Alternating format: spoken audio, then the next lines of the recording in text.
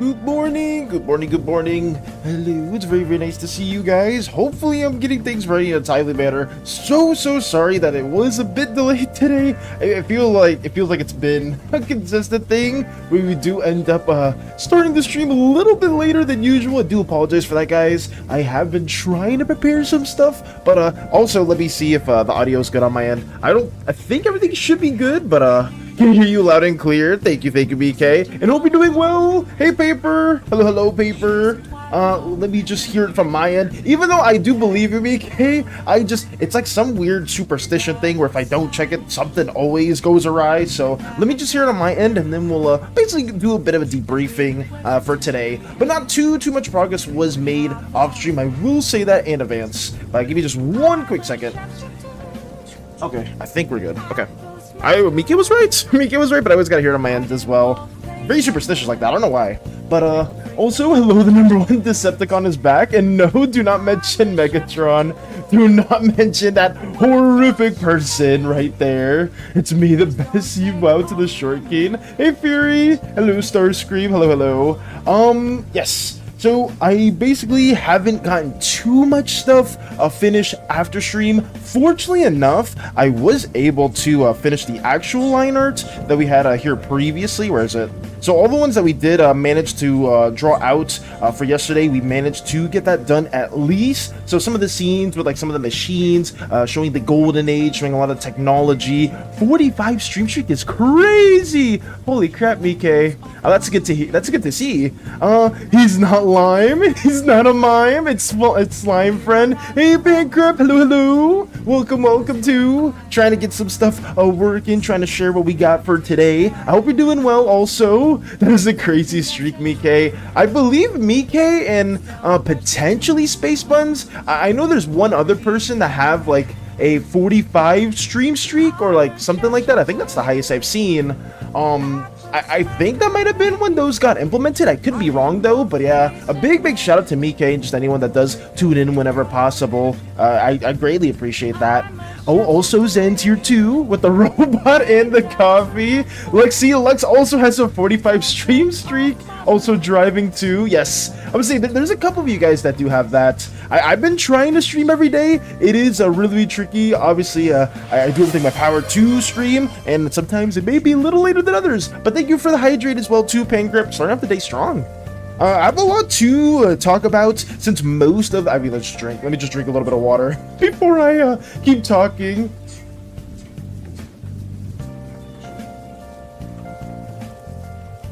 Okay, but yes. Imagine if I did a high stream streak, then believe it. I would say we have some pretty high stream streaks going on. It's crazy. Who knows how long we can keep it going? Hopefully pretty long. We'll see. But yes, one eye blinking, gum awake. Hello, radio. Welcome. Wait, who are we bonking? Who's Bankrupt bonking? What happened? It's me, but replace the coffee with an Energon cube. Zen given the Energon cube instead. Coffee tastes horrible and I will not change my views. I'm not a big traditional coffee guy. I will like drink like with coffee with creamer, but I'm not like a true like black coffee type of person. I know some of my friends are, but I myself am not really. But if you are, there's nothing wrong with that. I need something sweet. I'm a bit of a sweet tooth person.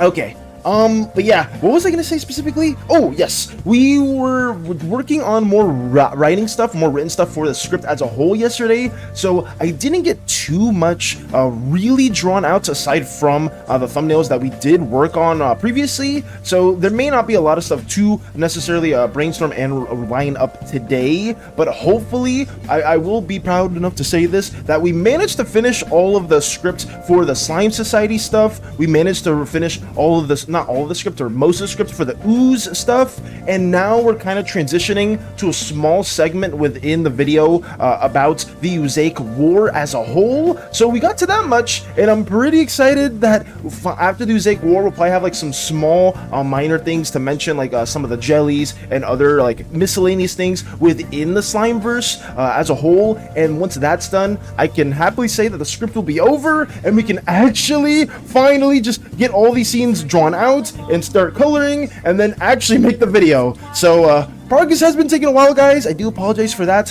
but I do appreciate all the patience, and hopefully anybody that has been tuning in to see a bit of our process with drawing and lining this stuff up. Once the script's over, once the line art's over, we'll go to coloring, and then we'll pretty much be set for making the actual video, aside from some lines that I may ask for some of you guys. I know I've gotten some lines from Mike and from Lux as well. I may need to reach out to Vactor 2 in the near future. I do have that script written out. I just want to revise it and make it a little bit more concise. I'll prepare thyself, Valis. Also, hi. Wait, why are you saying it like that? What am I supposed to prepare myself for? No. They say it's an acquired taste, but try affogatos sometimes. It's sweet enough to get past the coffee taste. Ooh, coffee is my blood. Without it, I'm useless all day. I'm gonna say the older you get, the more caffeine becomes more reliable for most of us, because a lot of us will tend to get less sleep, and I know caffeine helps me quite a bit too throughout my days. Then. But some of the younger individuals may not. I guess I forgot about this, but I know even like early as around high school time, even like sometime in middle school, I would see people with like coffee and stuff like that. I was like, why? How are you not getting the sleep? I mean, even if you get like not a lot of sleep when you're younger, you can kind of like truck through it like it's nothing. But like the older you get, the more reliable coffee becomes. All coffee's bad tiramisu too, unless you replace the coffee with some chocolate drink. I see. Will not change your views. A gift, Dud? Don't be scared, lol. Not cursed this time. Okay, I'll take your word for it, Space Buns. But if it is something cursed and I'm getting baited, I'm gonna be very upset. But we'll see. Hello, Lotus, as well. Hello. Welcome. It's a milkshake with a shot of espresso. It's like 99% not coffee, but hey, you do you. I would say it's not for everyone, but some people are more fans of coffee or different types of caffeine than others, and there's nothing wrong with that. I know some people that aren't too big on coffee. I myself am not like a fan of like the traditional taste, but I do will have like a frappuccino or a cappuccino or something that's like a bit more sweet and has like a bit of a coffee taste as well to it.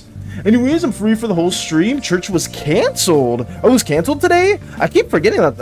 I keep forgetting what day I'm living just because I've been working on stuff like this. But that's good and bad. I mean, it sucks that you're not able to go to church. But I mean, it's good that you're able to just lurk in here and just work on whatever you want to work on. That's nice. Scenes. What do we have? I don't really consume any caffeine. Oh, do you not, Paper? That's interesting. I mean, do you get the right amount of sleep that you are supposed to? Because I know some people, like a lot of people, do rely a bit more on coffee just because of maybe you're not able to get enough sleep, or maybe you're just used to the taste or the caffeine as a whole. But that's interesting. No, and you don't get the sleep, so you just truck through it. The sneak peek being the sketch. There's a little sneak peek in fan art, but that's all I say. Okay. Get supported, nerd. 20 stream streak from Lotus. I get a bit less than I should. Okay, so like several hours more than you. I mean, to be fair, that's understandable, Paper. Now that I think about it, because you are, I believe in Australia, right? And it's pretty late over there. And I know even with Mike, Acorn, Albie, I know some of you guys tend to stay up a fair bit late. Over there, but hopefully you're still able to get by every day just like nothing, or maybe your body's used to it. It's almost 1 a.m. right now. Damn, I just munch on little sugar fruit juice. Okay. Oh no, what happened? It's really cold and rainy. The roads are icy here, so I can't go to church unless I pray to God as we drive on ice. Oh no. Oh, so it's snowing over there, or it's a bit more iced over. Okay. It's 5:43 a.m. here. Oh yes, I was saying because Fury is in the West Coast, if I'm not mistaken. Also, hello Theo. Hello. I don't get good sleep and I haven't had caffeine in 4 years. Well, maybe caffeine isn't as necessary as I may seem it, or I may explain it.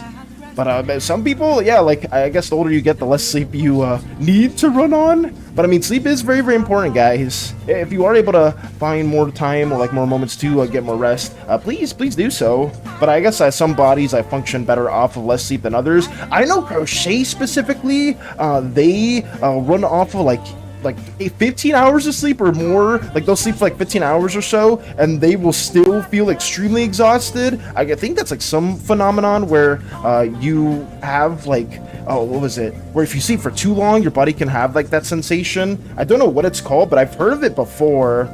Let me start blocking these out too. They're like, Albie.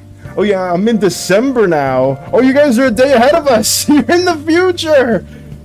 No, Paper, I'm still in the past over here. It's still the 30th of November.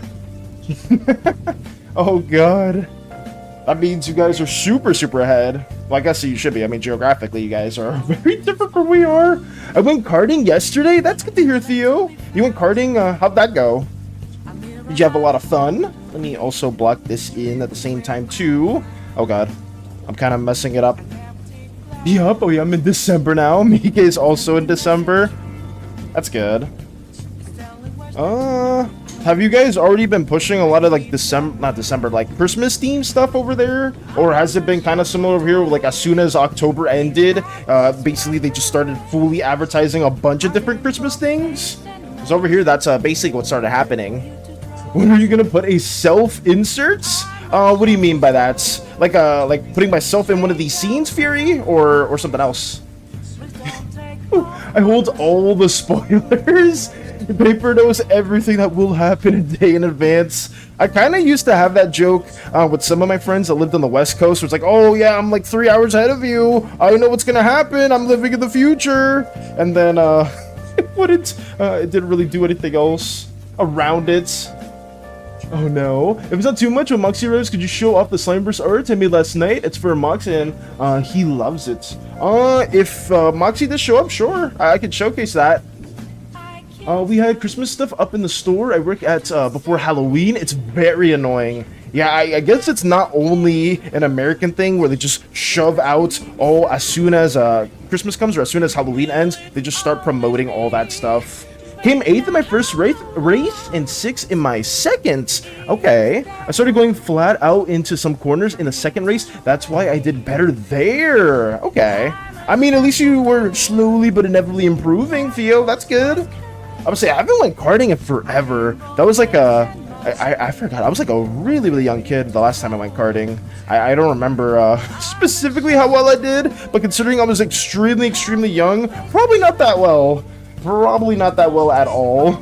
As in, were you gonna put yourself as your own character in something? Self-insert my in something else? I don't know, Fury. I really don't. I haven't really thought about that too much. Have you done that a lot with your own characters? Like, have you self-inserted them in like other IPs or other stories? Because I myself haven't thought about doing that. It could be kind of fun. I just never really considered that because I've been spending most of my time trying to work on these Slimeverse assets. I haven't really thought about self-inserting myself into like a different universe or like maybe a different IP. It was creeping in the corners, but now October's finished. There's a shit ton of it now. Yeah, especially with Thanksgiving being over too. Well, I don't know if you guys do celebrate Thanksgiving in Australia, but at least over here, there was like very, very little like Thanksgiving advertising or marketing for a lot of different stuff. The most we got over here was like some things related to like different like Thanksgiving meals, like a sub or something, but nothing too crazy. I have to sleep soon, have school, in all caps. Cries, but it's okay, we're not going to do anything. Ooh, so it's gonna be more of a chill day? Well, I guess because you said, I know for a lot of different places right now, there's not too much, like too many exams going on, so hopefully that is happening still. Have a good eve. Stay by, Star, stay Oozy, yeah. Take it easy, Starscream. Hi, chicken, but today is my birthday. Happy birthday, On! Happy birthday, happy birthday. There were a few matches on yesterday, but they weren't particularly remarkable. Okay. I see. Radio? Who ears subs on Thanksgiving? Oh, he eats subs on Thanksgiving? You know what? I'm sorry. Maybe I shouldn't judge.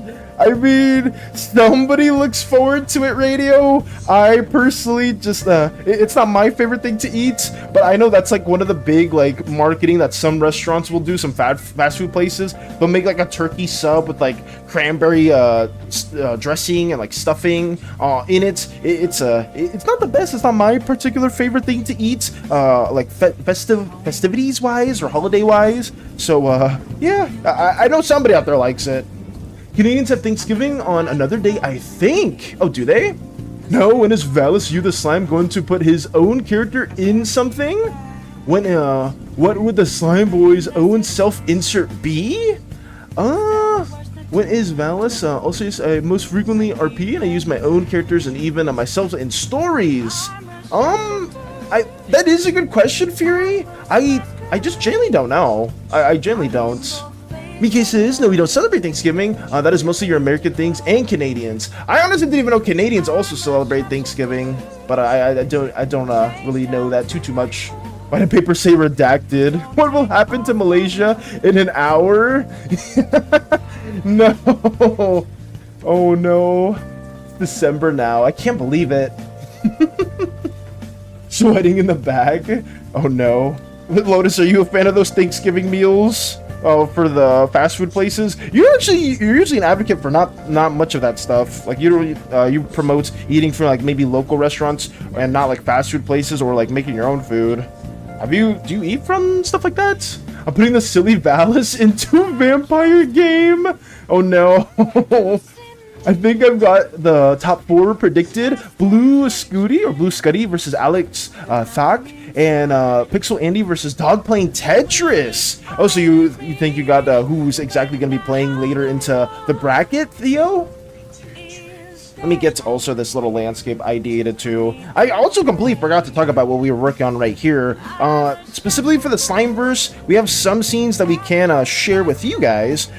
Since we are getting to the ooze portion, we kind of showed that slimes can satisfy their cores by doing other things that satisfy them that isn't just their preconceived role. We kind of also talked about them like expanding during this golden age, where a lot of the machines basically take over a lot of the automated stuff and kind of like ideate and create more self-automated things, and eventually at this part the slimes will extend outwards to not just expanding Oozeus's influence, but also expanding onto other planets and just going like as a spacefaring type of group. So we have like a little scene right here. It's very scuffed, but it's just some spaceships going outwards into the galaxy or into the Slimeverse and just colonizing other planets. We also have a bit of a prelude for a deeper, more ominous message that one of the Ooze chieftains are kind of seeing through a vision.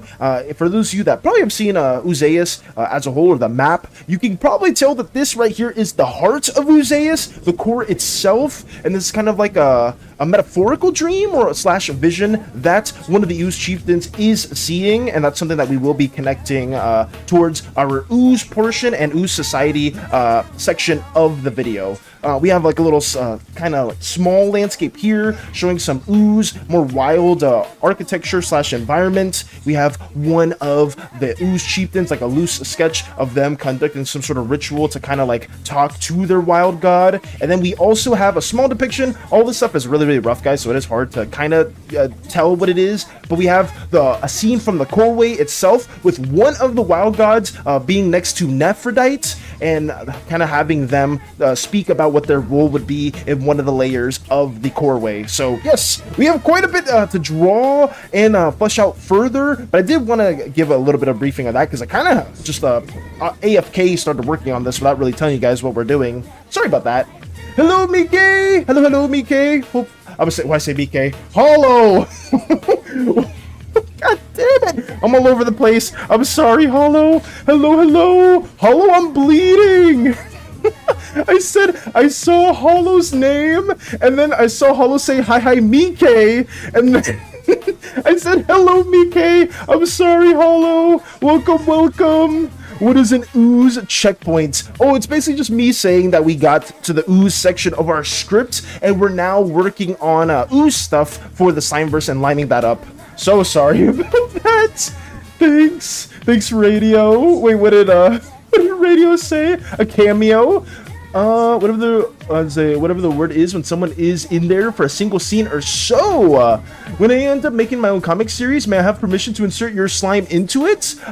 If it's a non-canon thing, I could have a little reference, and it depends what's the context of it all too. If it's a nice little innocent scene where nothing too crazy is going on, then sure. I guess it just depends what the moment may be. Because I don't mind if you guys want to like include me for like a reference of something at all. I would just like to know what it would be in the future. But I'm so sorry if I missed some comments as well, guys. Silly Valis, you are now in the world of darkness lore according to radio. Oh no. Mike wide eyes open.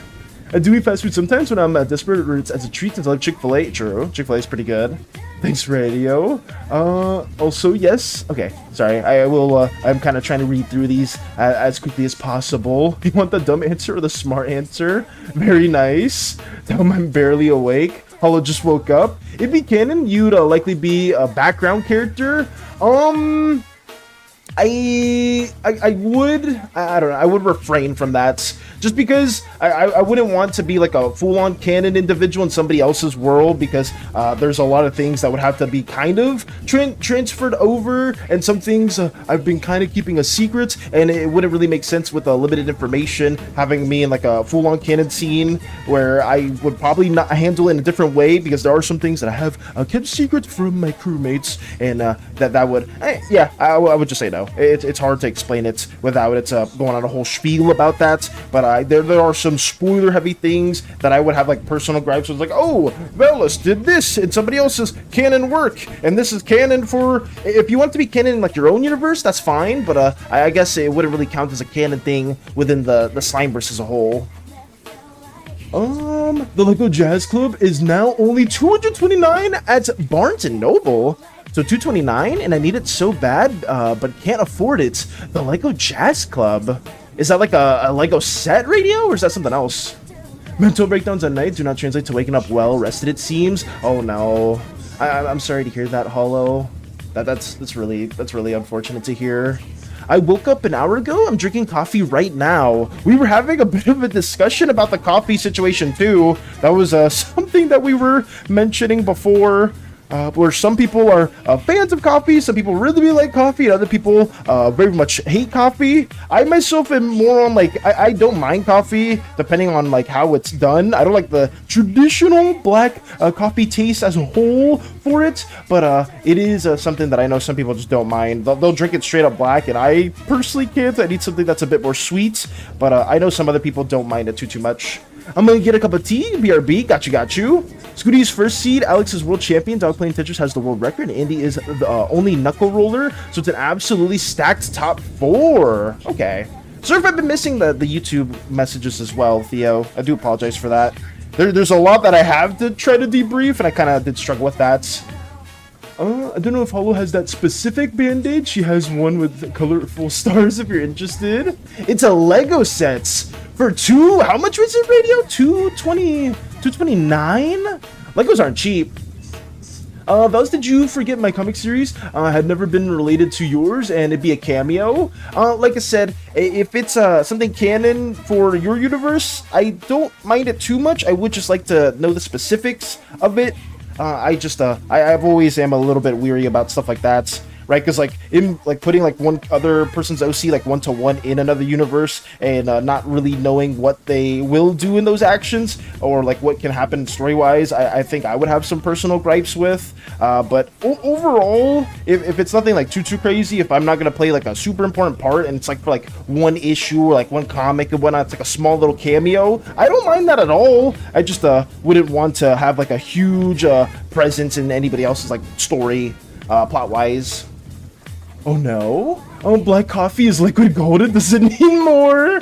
Fair enough, Zen. Fair enough. You're getting stars. Oh no. Good day. Gotta go to church. See you later, Valis. See you later, radio. Have a wonderful time at church. Take it easy. Take it easy. And hopefully you do eventually get that Lego set. Yes, a cameo. Said that 3 times now. Well, if it is a cameo, Fury, and you do want me to be within it, and it's nothing too crazy, then I don't mind. It just depends what I would be doing in there as well. Stay Oozy, radio. Stay Oozy, stay Oozy. Let me get this right here going on. I need to also extend some of these buildings outwards to the planet itself. I'm always a little bit weary when it comes to ideating stuff like this, for the most part, just because Oozeus or like some of these scenes are meant to be a bit more simplified. I just tend to struggle with that as well. Pierogies in timeout? Hey, Crochet! What did Pierogi do? We've just been talking about coffee and I guess cameos and stuff like that. Also some Ooze stuff, some Ooze lore has been shared. I'm trying to get like a general rundown of some of these little scenes as well in a timely manner. We are getting close to finalizing most of the scripts, and that's a good thing. She was pulling my hair. Oh no. She's been pulling hair. That's not good at all. Why has Pierogi been misbehaving a lot? I'm sorry that you've been dealing with that. For Pierogi, for who some of you may not know, is Crochet's, no, I can't say wonderful dog, because they've been misbehaving for like the last couple weeks. Or I guess more than the last couple weeks, but they've been misbehaving for a while. But it is Crochet's dog, and there's a lot of really cute pictures in the Discord with them. November ends tomorrow. My torture will cease. Hello, Myth. Hello, hello. Welcome, welcome. Trying to get some more Slimeverse stuff going. Hey, Belle, would it be alright if you retell the information to Hollow? Oh, for sure. I can retell the information. Is the Slime Gods versus Pretty Dear Lady classified info? The Slime Gods versus Pretty Dear Lady? Oh, are you talking about the dynamic between the Pantheon and Nephrodite? I don't think so. Like, we can generally share quite a bit of the Pantheon knowledge. Where's Nephrodite? Right here. Brooding menacingly. She's in her teenage phase, so she's in the phase where dogs usually misbehave a lot, Crochet. More progress, let's go. Yes. I can share some details, and I can retell what I was talking about before to Hollow as well, since Hollow is one of the historians. Basically, what I've been working on yesterday is a lot of pseudo behind-the-scenes script writing stuff that will be shared for the video, so that's why we don't have like a whole page of thumbnails to work on for today. I got most of the Ooze Society stuff finished. I got a lot of the, not Ooze, Slime Society and Ooze Society stuff finished. We're getting towards the Oozaic War part of the script, which won't be a very long portion. It'll just be slightly referencing stuff like that for later scenes.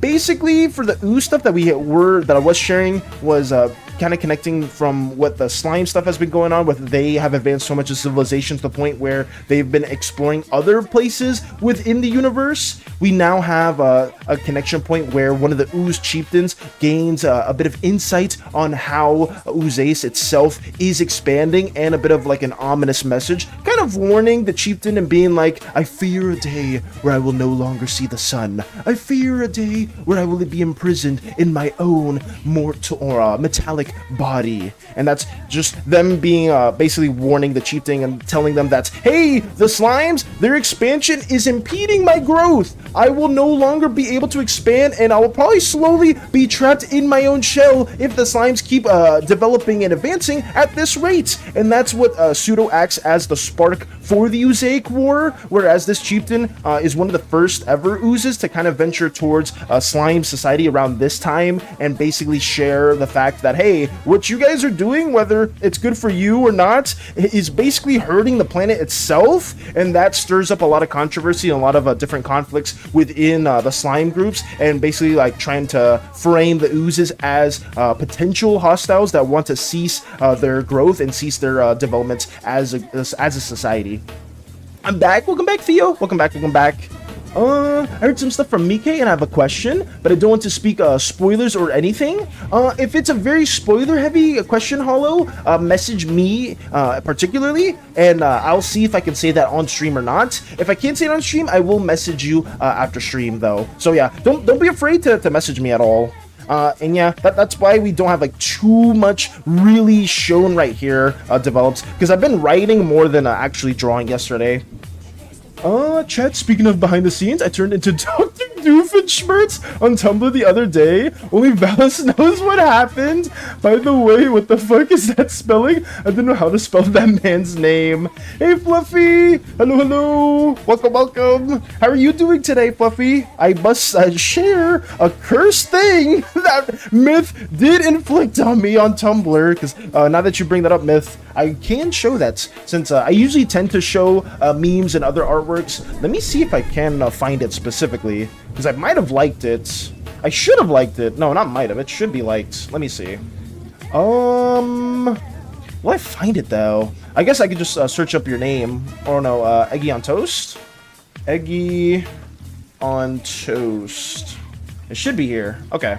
Let me scroll all the way Where is it? Where is it? Wait, is this the same Eggy on Toast? It may not be. Actually, potentially. Oh no, it's reblogs. Let me see. Posts. Let me see. I'm trying to find it. Or maybe you can. Can you resend it? I may have missed it before, but let me really quickly find this activity. Right there. Boom. I found it. I found it. Okay. This, I don't know why Eggy on Toast did this, but this is the context of what Myth is talking about. Dr. Doofenshmirtz's most recent invention, the Hatsune Miku Nader. Oh no, I accidentally shot it at Valis. Well, this is canon now. Oh boy. God damn it. Valis, it was an ask. Was it an ask? Oh yeah, I found it through different means. I'm not on Tumblr too much, unfortunately, Myth, so I didn't know how to find it other than going through activity. Not so good, have stomach pain right now? Oh no. I'm sorry to hear that, Fluffy, but hopefully you do feel better soon. You have stomach pain right now, that sucks. Honestly, it's never fun dealing with that stuff. Did you like eat something bad or potentially get like sick or anything? I am sorry to hear that, Fluffy, though. Hopefully you do feel better soon. But this is what we are sharing at the moment. These nerds care about the planet, get them? No! Oh god. As far as the coffee conversation goes, I survive on spite, minor hallucinations, and hyperfixations. No caffeine needed. It seems like some people are just built different to where you don't need caffeine, and you can run on an hour or two of sleep for some of you. For me, if I don't get my like 6 or 8 hours of sleep, I'm cooked. I am absolutely screwed. Thank you, Fluffy, for at least still like just tuning in despite feeling a little under the weather. I do hope you do feel better soon, though, and that applies to everyone here too. If anyone is feeling a little bit under the weather, feeling a little bit like physically ill or whatnot, I hope you all are able to feel better soon. Because I know at least in November, early November, a lot of you guys were like sick or inflicted with stuff too, and it's just never fun. I messaged you. Oh, let me see that real quick. Let me see the specific message that Hollow is talking about. Let me see. I'm so used to reading out loud that trying to read it silently is bothering me, but it could be a potential spoiler. Just give me 1 second, guys. Let's see.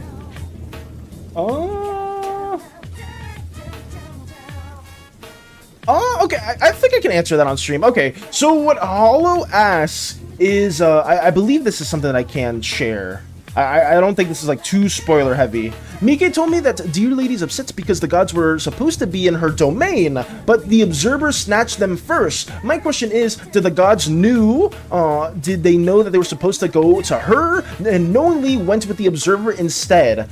No. The quick answer, the short answer to that, Hollow, is that the Pantheon members did not know that they were supposed to go specifically to the core way. They didn't even know they were going to wind up in Sanctuary as a whole too. So when they basically re-manifested, or like most of them when they perished and they contributed to the world, they just showed up in Sanctuary and they're like, oh, we're here now. So that's basically it. Gonna go watch some guy get called at by Al or AI. Have a good day, y'all. Take it easy, Fury. Thank you for stopping by. Glitch Valis. Oh no, did they come back again? I will say that I did take some creative liberty with your design for the gift die to limitations, so hope you don't mind that. Do not die due to limitations with your design for the gift due to limitations. Oh, for sure, Space Bunt, if you're making any gifts for me or anything specifically, I don't mind any creative liberties. Listen, you guys have already made like Pony Valis, Cinderella Valis, Bald Valis, which isn't real, by the way, and like some other, like, I don't know, T-Rex Valis, Labubu Valis. You guys have creative liberties to do mostly whatever you want, as long as it's not like super crazy or like fucked up. Generally, I don't mind any limitations or liberties that do go with some design points. Also, a little giggle you did to all my posts, Valis. Don't judge me, I heard you. That little giggle you did to all my posts What do you mean? What little giggle? Sorry that I left at Hatsune Mikuinator. I'm sorry that was a little giggle that I did when I saw that specific post. Is that a bad thing?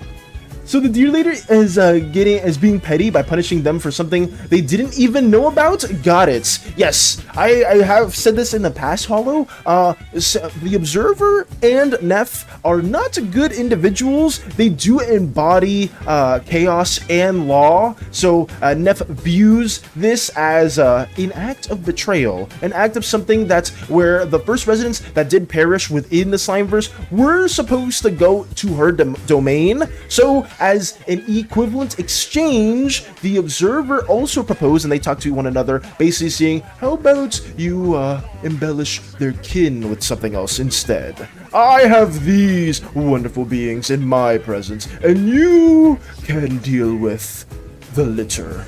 So then Neff said, oh, bets! And Neff viewed it as an equivalent balance or something that was like an equivalent exchange. So then they just basically inflicted the sins towards all the slime kind. And you could probably assume that different Pantheon members would have viewed that as a very bad thing. Some probably wouldn't have cared as much, and others would be intrigued by the downsides or the inflictments of the core of the kitten. So yeah, that is something that I can share. I hope it's not too super spoily, but it is something that is briefly stated in the video, so I feel like I can detail that just a little bit more too. I will also be going over some smaller facts when we do get to the full-on video as well. Maybe if there's like some questions that will arise to anybody that is watching the video at the time. So yeah, just stay tuned for that too. Let me have this also worked on right here. Can she be reasoned with? If Neff views something as lawful or something that is that makes sense to her, like she can be more easily reasoned with than someone like the Observer. It is really tricky to still reason with either of these entities. But I would argue that she is a little bit easier to be reasoned with than the Observer. So yes. Hatsune Miku Valis is real now? Okay, good night for real this time. Good night, Starscream. I remember that was mentioned before. What did that say? Miku Valis was turned into Miku. Blue hair, blue tie, hiding in your wife. No! Why? Why did you say that? Oh no. What was Doofenshmirtz's tragic backstory that led to the Hatsune Mikuinator? No! BRB gave me an idea. How did we give Myth an idea? Wait, we had Dino Valis and it didn't know about that? No, we did not, Space Buns. We did not have T-Rex Valis. I was just, I was joking about that one because I couldn't think of the other Valises that we made a while ago. There is no T-Rex Valis. This T-Rex guy that has really tiny arms, really big legs, a big tail. This does not exist. This is not a real Valis, okay? We don't have this in our universe. And they probably have a little core here too. Why am I entertaining this? I need to stop. This is horrible. This is absolutely horrible. Okay, let me take that out. Let me take that out. I'm sorry if I'm going on too many side tangents, guys. No. If a god apologizes, will she listen or does she hold a grudge no matter what? Ooh, that's a good question, Hollow. I would say that in that dynamic, she may not change her views if a god apologizes. It depends on how they approach Neff specifically, because there needs to be a certain certain gods need to compose themselves in a certain manner where Neff will find that as honorable. So then she would accept the apology, but it does vary from god to god, because obviously some gods would be much more forceful or much more antagonistic to Nephrodite's actions. Some of them would probably be a lot more upset and be like, hey, why the hell did you do this to my kin? I didn't even know I was going to be in a sanctuary to begin with. And some, funny enough, some of the Pantheon members may have even sided with Neff and have thought that the downsides or the inflictions that that the slime kind as a whole was inflicted with, they may have like sacrificed themselves. They may have even ventured within the core way and sort of repented for the actions that they were not aware of at all, because the observer is a very cheeky, chaotic individual that has their own intentions, their own plans for just their own entertainment per se. They basically did just want to fuck over Neff with this action, and they knew that Neff was going to get very upset with what they did. And obviously, there's another deeper message behind why these the Slimekin originally ascended to the Pantheon. I can't share that too much, but one of the reasons definitely was just cheeky observer being very cheeky and very annoying. Imagine asking if they're getting a divorce and you get tied at infinity. You get tied at infinity? Oh god, no. That'd be horrible too. Myth, it's Zen. His parents didn't buy him tickets to the Hatsune Miku concert, and now he will turn everyone into Hatsune Miku. He'll never miss a concert again. Perfection. Oh no. It's just horrifying to know, especially towards mine going because she loves her kin. Yes. So some of them were not very aware of like why that did occur. Like the whole curse and the affliction, like stuff like that, was not something that the Pantheon would be aware of initially. It is something that Neff is kind of remedies with the observer in that dynamic. It's not really something that is stated. Would you think that the observer would tell the whole Pantheon, be like, hey, your entire race, your entire kin of slime kind, yeah, they're kind of like cursed, and I was responsible for that, so yeah, goodbye. They're not really gonna say that. It's kind of be something that's more behind the scenes, and it's something that a lot of the Pantheon members would slowly learn over time. Over a very long period of time. Dino Valis? Join T-Rex Valis? No! It was just meant to be a joke! It was just meant to be a joke. So cute, Whittle Dino Wino Wow. Okay, why am I reading these? Why am I reading these? BRB, I'm gonna go draw the map. Kind of want to write my own lore thing. Ooh, Theo's working on some lore stuff too. I may have missed that too. Dino Valis needs to be petted. Dino Valis is not real then. Dino Valis doesn't exist. But for some reason, I may have misstated one character, tried to bring them to life, but that was not my intention at all. I was drawing it as a joke. It's a joke. No. Because I know at the very least the Link goddess will do is talk to her. Why do you make my children suffer? In a gentle tone is important, and actually want to hear your answer. Wait, not how dare you way. Oh yeah, like a much more sincere tone, one that is trying to like gain the information. I feel like that it would be really, really tricky in that specific scenario. I can't spoil too much surrounding the Curse Hollow, but there will be some interactions like that will occur, and once we do get to those interactions in the future, like in a Pantheon video specifically, I will talk to you and other people as well about that. Because a lot of the Pantheon members just did not know about that, and probably won't know about that for a very, very long time. It is something that the observer strung up behind the scenes as a whole.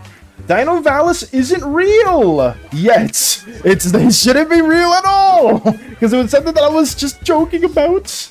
That's okay. Got you. But I mean, I'm interested. You do bring up a lot of really good questions, Hollow, and I don't think they're super spoiler heavy. Obviously, some of this Pantheon stuff is more behind the scenes and things that I don't want to showcase too much in our little comic series that we will be working on. But at the same time, with a lot of like epics, not epics, but a lot of like mythological tales of like Greek legends and heroes in the past, you do tend to see a lot of the gods meddling with mortal affairs, and you'll see stuff that's happening on Olympus, more so with like more fan-made stuff. So I'm not against showcasing a lot of the small bickering moments, the small like petty moments, and different like dynamics that will happen in the sanctuary and a lot of the divine stuff. It's just trying to figure out what should be shown to the viewer and what should be more so hidden. And stuff that I'm trying to hide is more the antics behind sanctuary and the core way, and maybe some interactions that may arrive from like certain offspring of different kin, or a certain offspring of like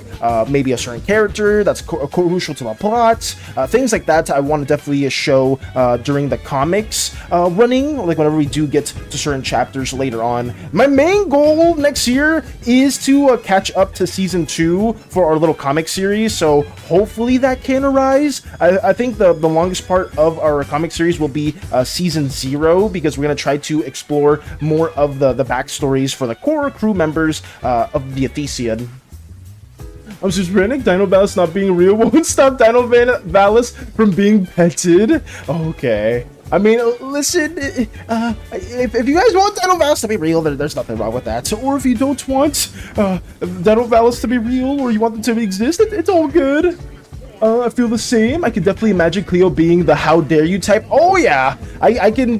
You would best believe that. I will say this: some Pantheon members definitely are more on the narrators, not the narrator, the observer. I'm thinking about the skits right now for our video, but some of the Pantheon members would be more on the observer side than the actual like their own Pantheon or a Nef side, and it just depends. It depends on how chaotic or how more malicious or naturally good or naturally evil they are, and there will be good reasons for it, right? The observer has their own intentions, and some of the Pantheon members will have certain things enacted because of it. Nef and Violet, I curse with lust, but Lux bloodlust. Nef, no. Lux bloodlust. Lux, no.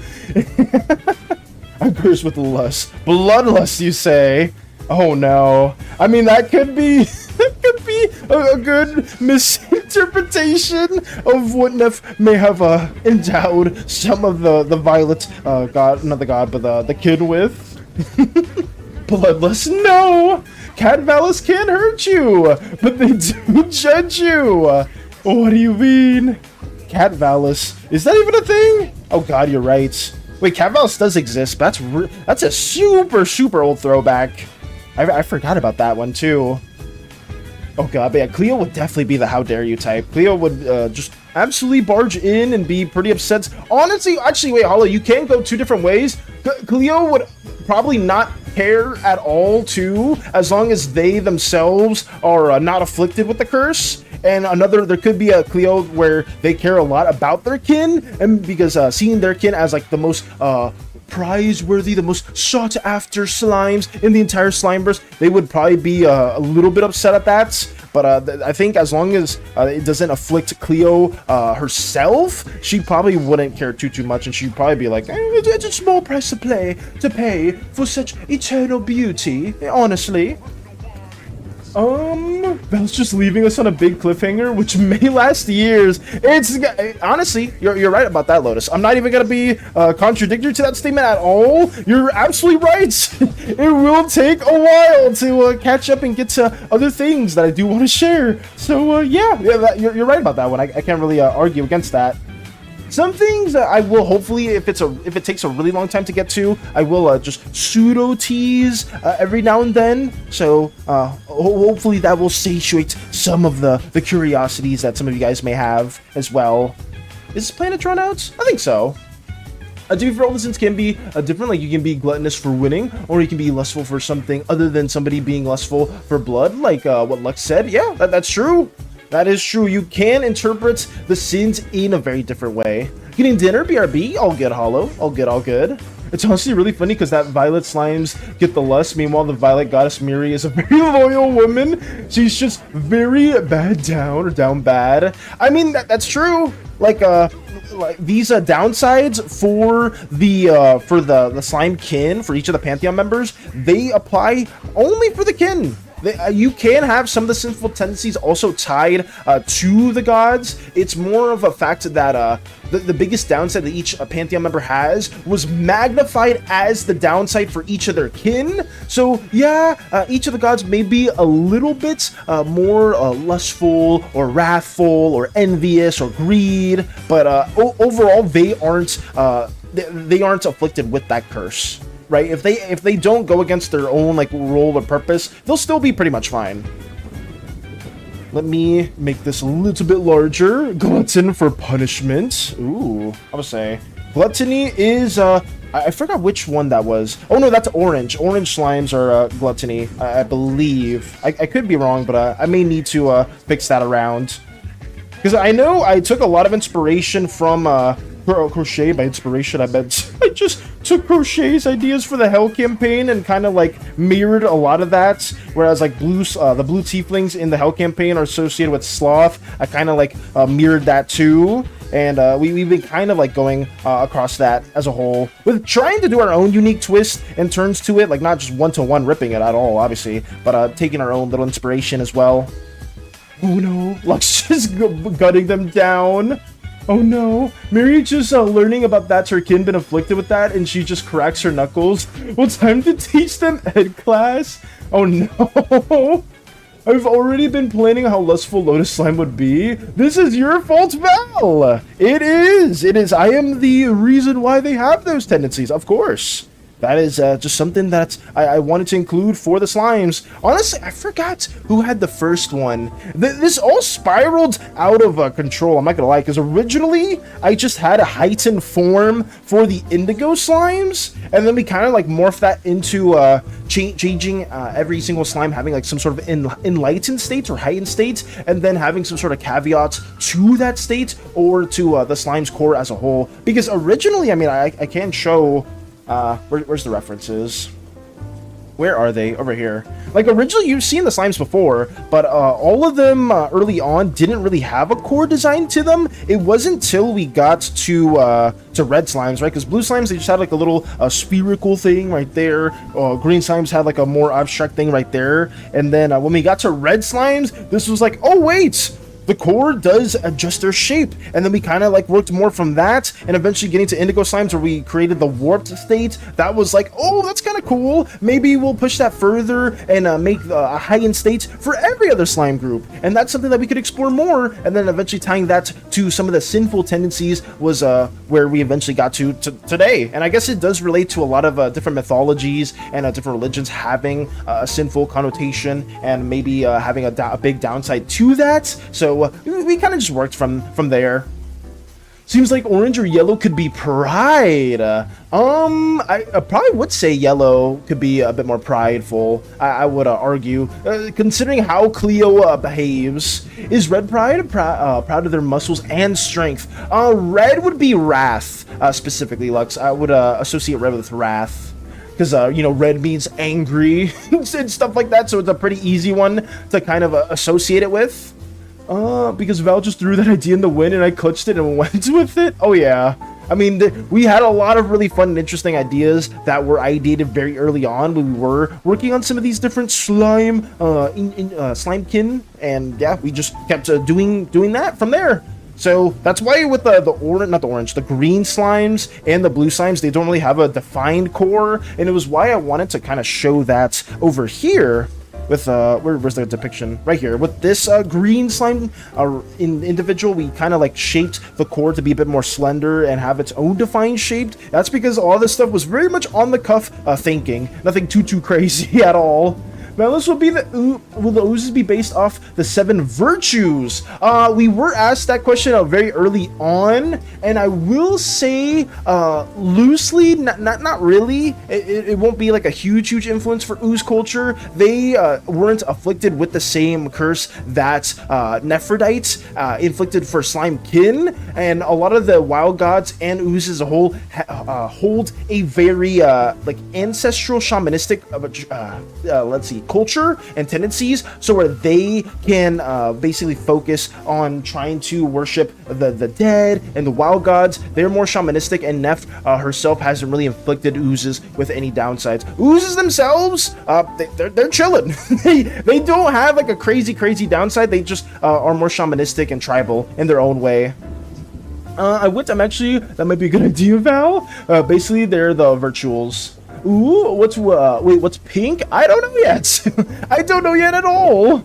That's why Mika doesn't have that badass tendency, because of her being half ooze. Yes, I would say Mika being half ooze is very tricky, because a lot of different things do occur, and there are a lot of exceptions to a character like Mika, just because they don't have a full-on core. Well, they have like a pseudo core, and then they also have like the Ooze. Actually, do you have markings? I'm gonna ask that to you as well, Mika. Does your character Mika have any markings around them? Because that is a very crucial thing for oozes that I did include fairly recently. I'm not saying you have to do that now, but I know that was a very key core trait that I added later on. But you don't need to have those at all. I was just actually very curious because I've drawn Mika a couple times, but I don't think there were any markings on her. Oh, I don't know. She do be sipping for Callahan and hiding it. True. Wait, that's actually a factual statement, though. I did forget about that. Oh no. Babs, how could you forget about the romance that has been brewing between Callahan and Mika? How foolish of me, I know! I've been forgetting some of the dynamics between the crew members because I myself am trying to work on all this stuff for the Slimeverse video. It comes and goes sometimes, guys. I'm sorry. I'm so sorry. No, you're right. I mean, she might have one on her forehead. She just hides it. Oh, yeah. Like, you don't need to change your character design at all, Mika. I was just a little bit curious about that because I know that was a later thing that I did include was, what were they called? Bracers. Ever-shifting markings that, act as a pseudo-core and give oozes the intelligence and sentience that they do have. So they don't have like an innate core to themselves, which makes them way more durable than slimes, because slimes, once their cores basically just get destroyed, they're gone. They are gone, and they are pretty much not coming back at all. That's wholesome romance right there. Facts. Factual. Still kind of lustful. Is it, though? I mean, I guess it is like a wholesome romance. It's nothing like too crazy. Here we go.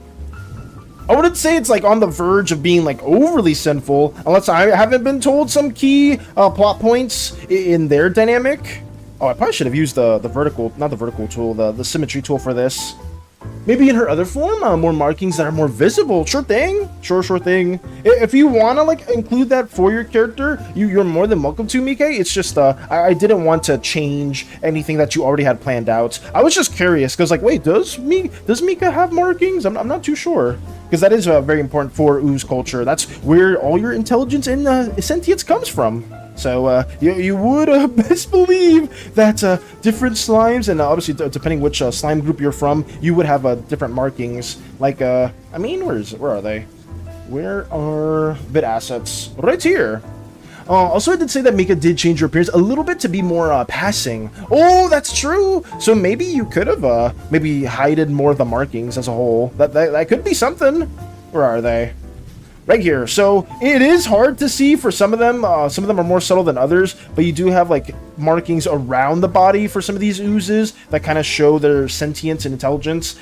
Same here down in the thigh area or around the head for this ooze from Zukio. You can kind of see it with sort of like the more splotchy patterns with this Farron ooze right there too. So that is like a bit of the key identity points to separate them from slimes, right? The big reason why Callahan isn't fully confused with an ooze is because they don't have markings. They have just a core and just a more crystal-like exterior. But even still then, just because of their pure stature, a lot of times people be like, oh god, there's a core, there's an ooze here, everybody run, they're gonna destroy our entire civilization as we speak, get them out.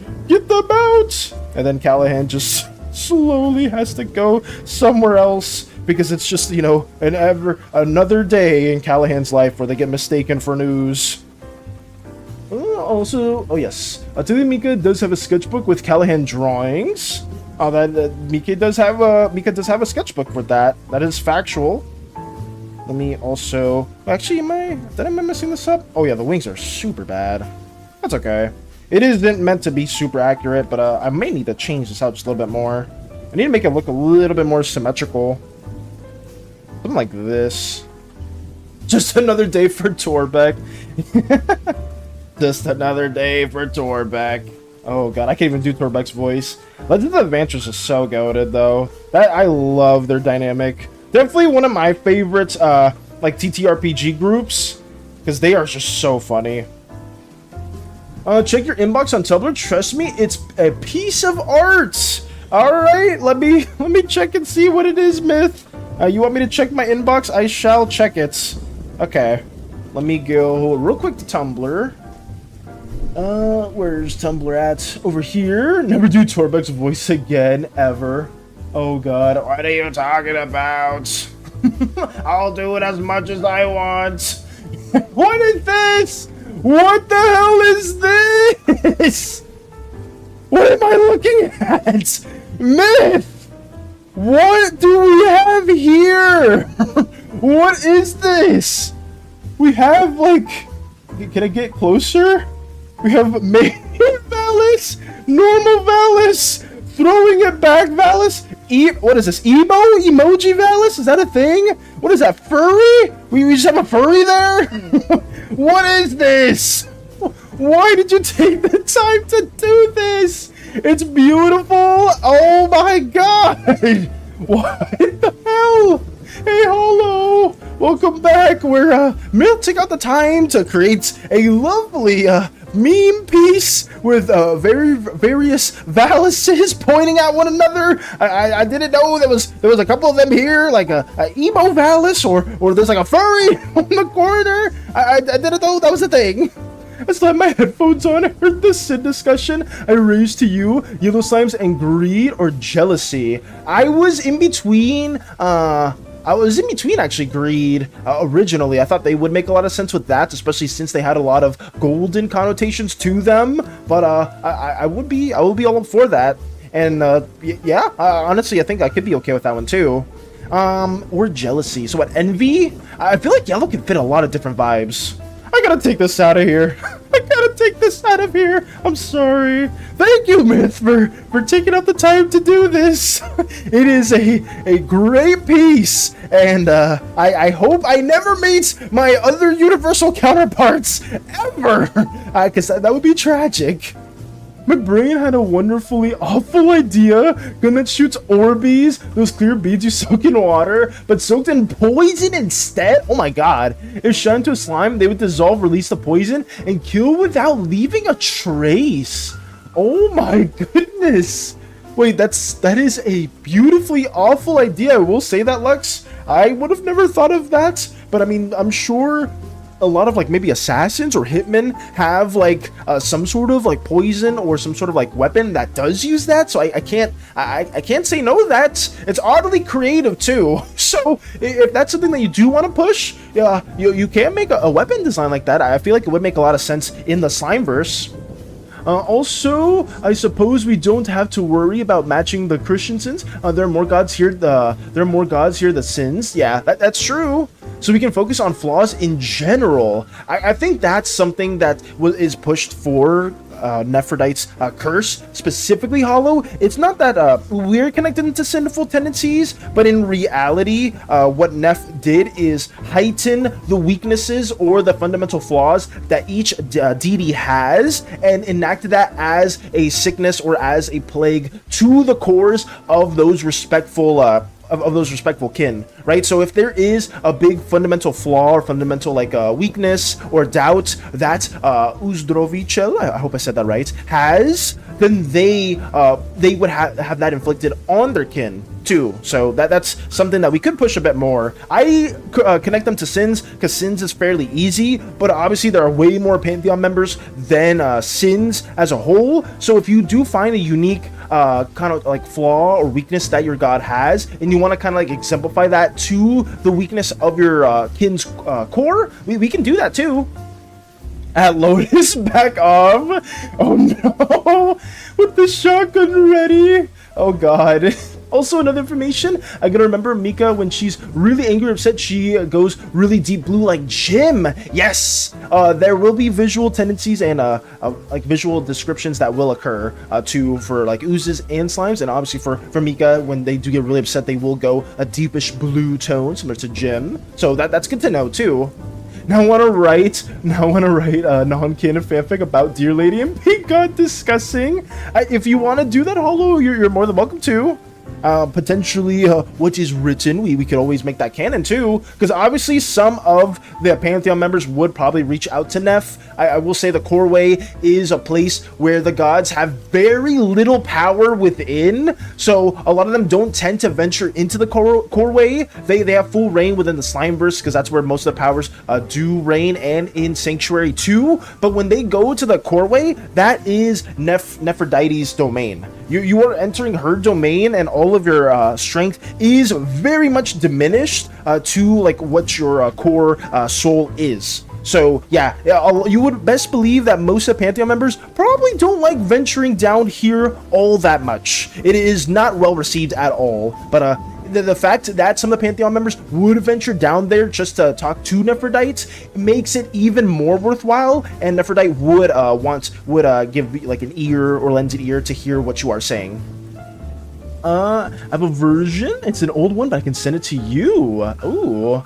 Also, remember we were talking about what if Lux twin guns do different things, but look so similar, only Lux can tell them apart? What if one was the poison Orbeez and the other was traditional bullets? Sure, I will accept that proposition as well, Lux. If you want one of them to be the poison, it's so fucked up. Like the way we're kind of like, it sounds like kind of like childish calling it like poison Orbeez.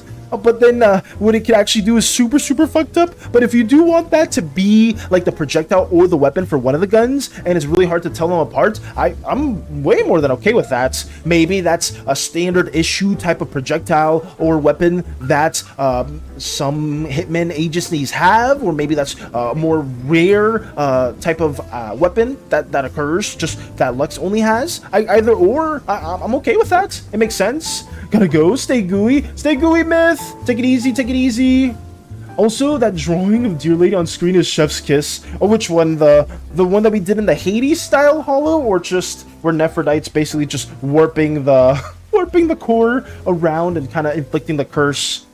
We did spend a little bit of time on these, and I'm sorry that I'm stalling a little bit on some of these drawings. It's just that today is going to be more ideating as a whole too, trying to refine the script. I'm not really going to get a lot of this stuff done off stream, where we'll probably have everything lined up. But outside of that, I'm going to be spending most of my time writing the script, and obviously I can't really, that wouldn't be a super exciting stream, just me typing some stuff and really not saying too much, because I can't really talk and write at the same time. I can't even talk and draw at the same time half the time. I'm very bad at multitasking, guys. Don't give me an RTS game, because I know I'm going to fail. I mean, you guys already saw me with puzzle stuff. With puzzle stuff, I'm already terrible in that regard, so I may just not do any of those. The line arts one? Oh, you like the line art one?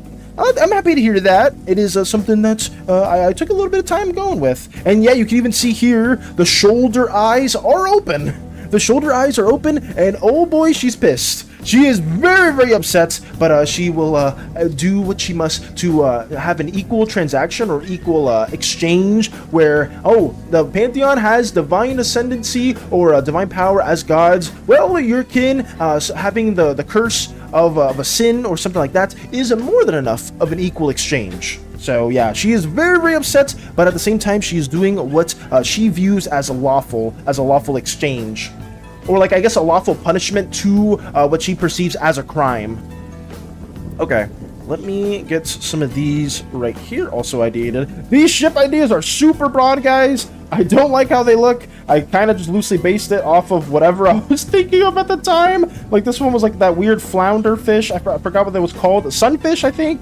And some of these other ones had like a weird like X-ray manta thing that we had going on. Like, all these ship designs are very bland, but hopefully in the future we'll spend more time ideating different like, I guess, constructs that will be used for you know, different scenes, especially like fighter planes, or like sort of like TIE fighters, like in Star Wars, having that for the military within the intergalactic affairs for the Slimeverse, because obviously you would be having a lot of different like space battles when you're going and meeting like other groups of people that are also just as advanced. So these little designs aren't super intricate at all. I have sent it to you, Val, just for a visual reminder what it looks like, but it's old. Oh no, you're good. You're absolutely good, Mike. Let me see that real quickly.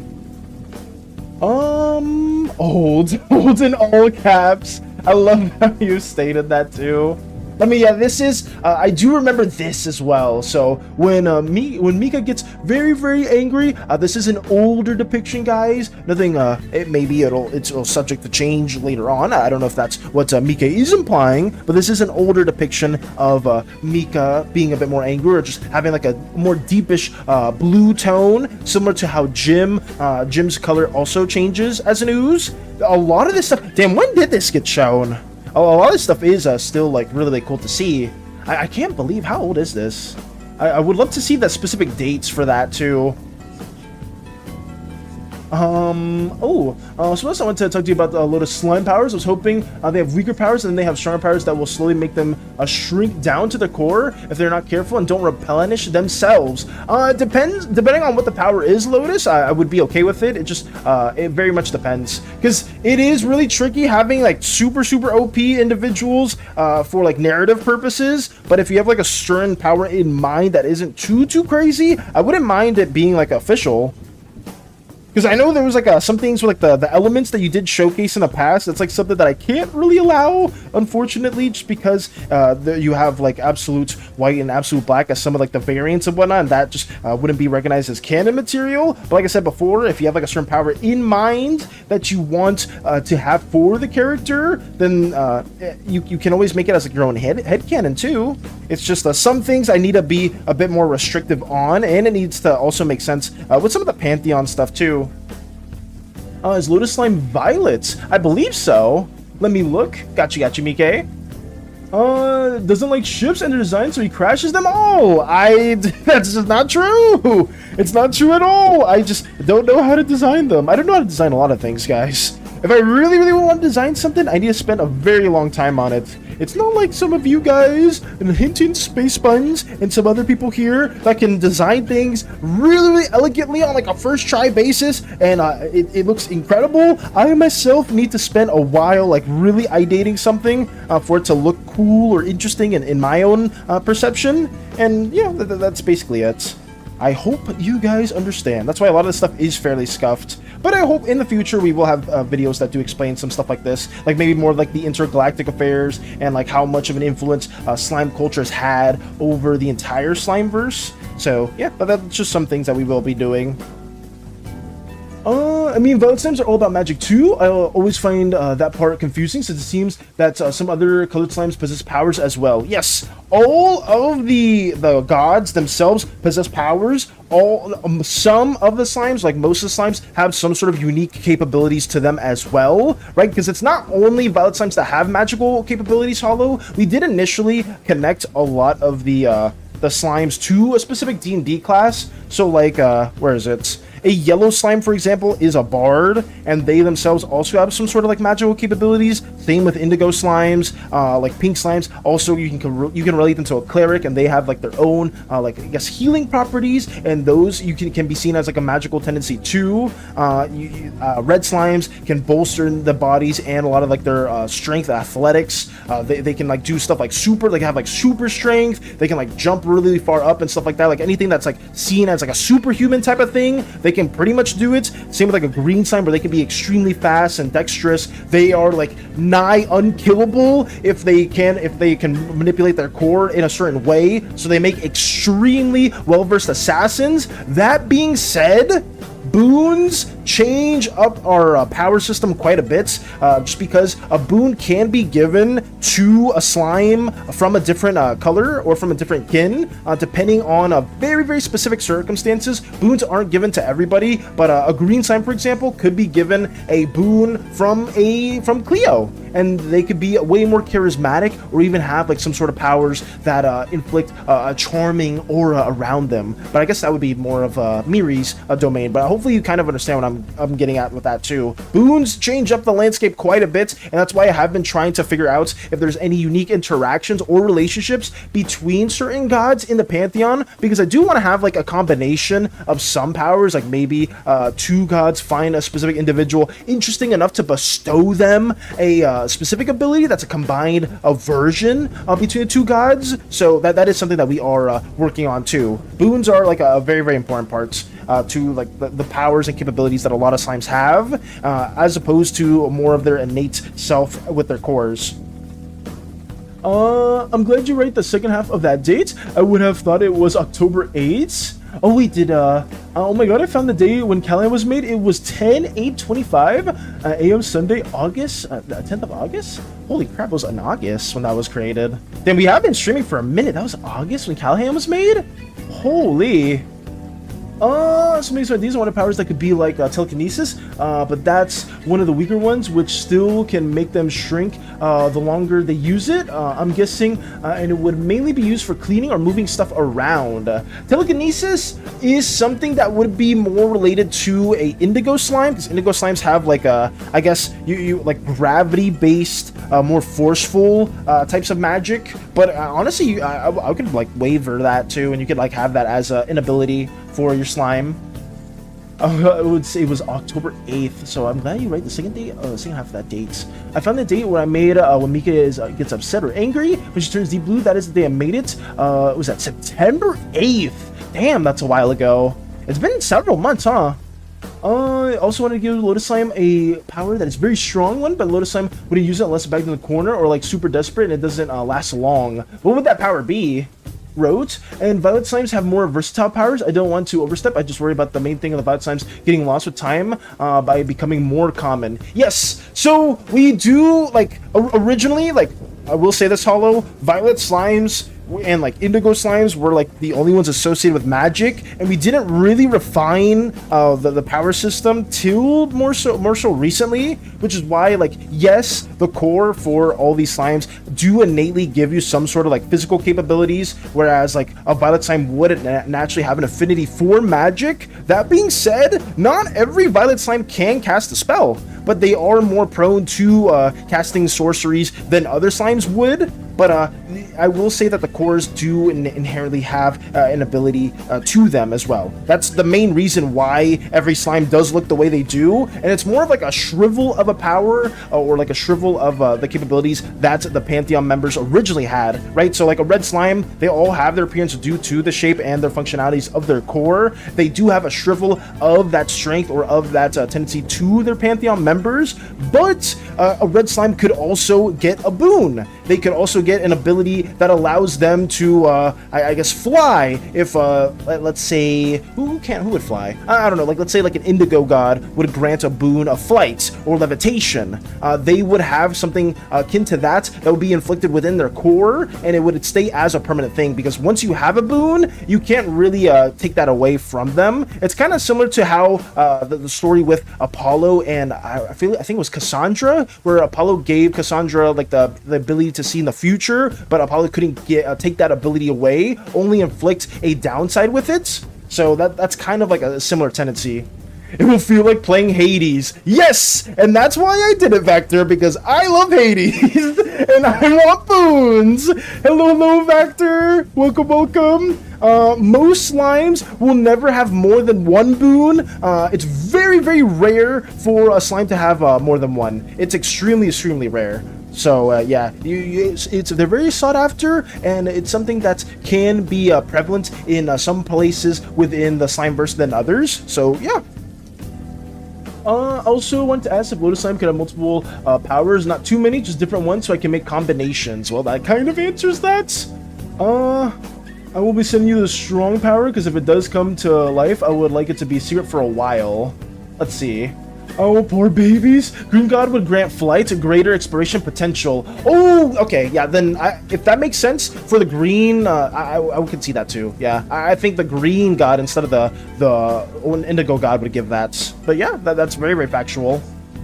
Imagine a Red Bull slime flying. Yeah, it's quite interesting. We will have a whole video talking about the boon system and stuff like that, just because we've had a lot of Greek inspiration, and a lot of like different pantheons and deities would probably have cool small abilities that they could give to their kin, or even like other people that really interest them. So that's kind of like where are they before? I think oh, it's in the other slide. You can kind of see a boon being given here. The best visual representation of that is with Cleo. Her boon is in the shape of a golden rose petal. It looks like a leaf. I did make it a leaf, but I'll change that. It's like it's in the shape of like a rose petal because she herself has like a little banquet or a bouquet of flowers, I believe is the term. And those that she finds as worthy of fame and fortune, or those that she just wants to like get interested in and wants to see like how they would arise with just sudden fame, she will grant them her boon, which would be in a golden petal. So boons, different boons have different appearances. So some of them you'll physically see, others will just be completely hidden, and they will always manifest, or they always will be embedded to the core, at least for slimes. And then for non-slime individuals, you'll either have it physically or it will go within some other parts of your body as a whole. So yeah, boons are something that I will try to explore later on. I know that's like a whole can of worms, but hopefully some of this does make sense. Think of it like Hades. Think of it like Hades, and that's pretty much what we're trying to base it loosely off of and show more in that regard. Explains how Lux got her boon from Gemstone Gremlin. True, it does explain that as well. Only one boon for a slime, like devil fruits from One Piece.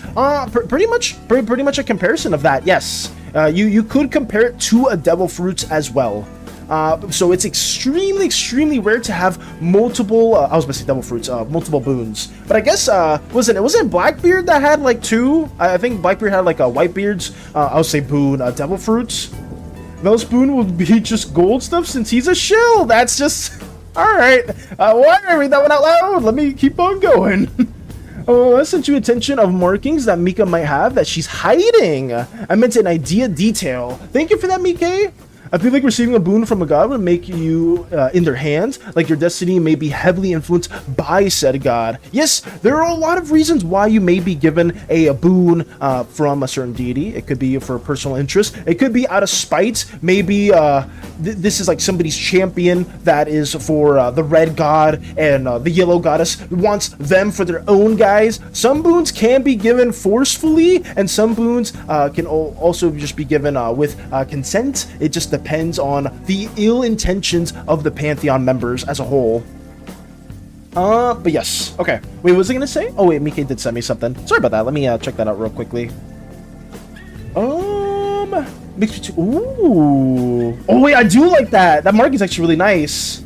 I could show this as an example though, Mika, but I would say that does play well with the elements that you do have with your own Slime and Ooze deity. Well, not Slime and Ooze deity. I meant Slime and Ooze background. So I do like that marking. It looks nice. What else was stated? Oh wait, Mahalo also said something. Sorry that I may have missed these messages, guys. Something.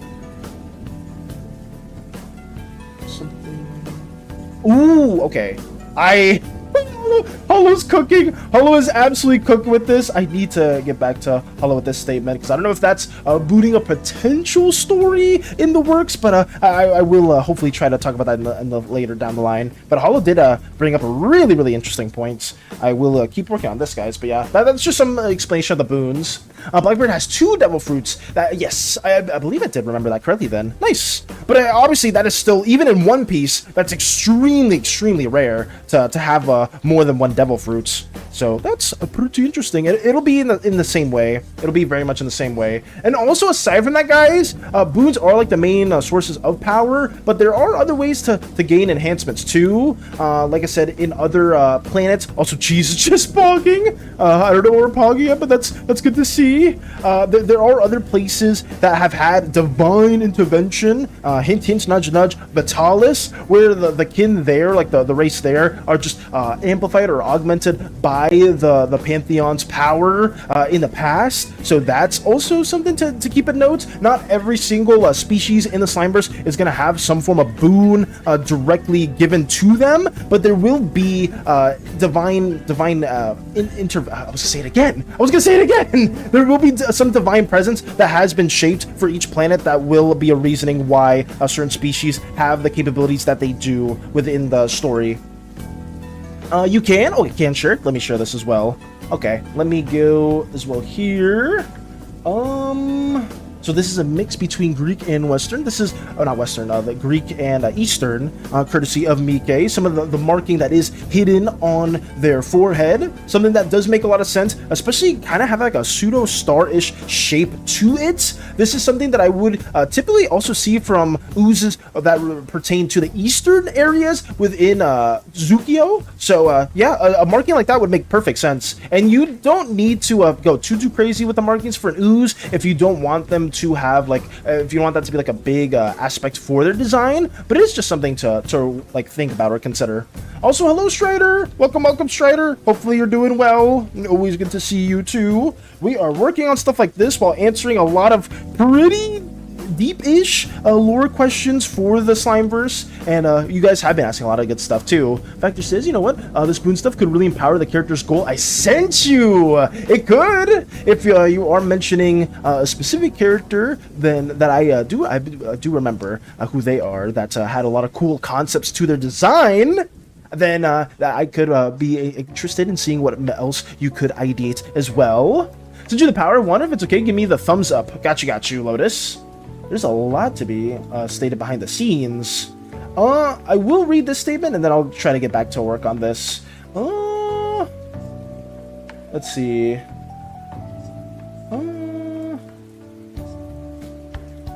Let me see. I don't see if that's a big issue at the moment. I think that could work. I will try to go back at this specific power, Lotus, but I think that could potentially work. I'm not fully against that.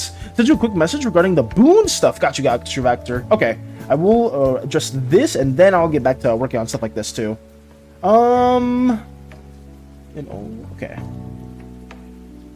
Oh!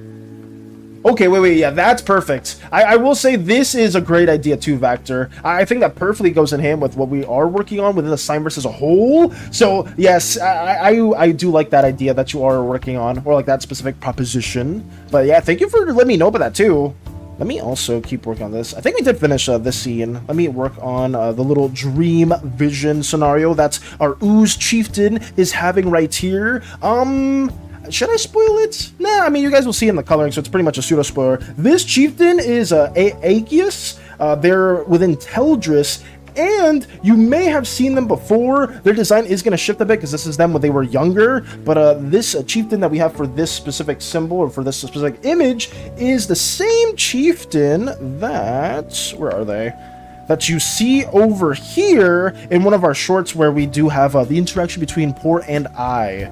So this is Aegis in like the present tense of the Slimeverse, and we are going to be drawing them within, where is it? Over here, because this is like a younger Aegis when they just become a chieftain, and they are gaining the insights of a deep, ominous message that Uzeus is sharing with one of them. Kind of showing that, hey, like, I'm going to be imprisoned if the slimes keep doing what they're doing. This is pretty bad. So yeah, that is something that we are working on. I gotta say, I love her design. Ooh, whose design specifically? Aegis' design? Or another character's design, specifically Vector? But I mean, Aegis is somebody that we didn't fully get to render out just because I didn't know how I wanted to implement Oozaic culture or tendencies. You can kind of see a very specific marking on their forehead to symbolize their chieftain status. So yeah, that is something that's fairly important to us. The orange ooze, got you. Okay, I didn't know specifically because I know I have been bouncing between a bunch of different images, but yeah, I'm happy to hear that. And some of you that have seen this, whoa, that's her. Yes, it is her. TY Valis, TY Lotus for sharing the message too. That is her.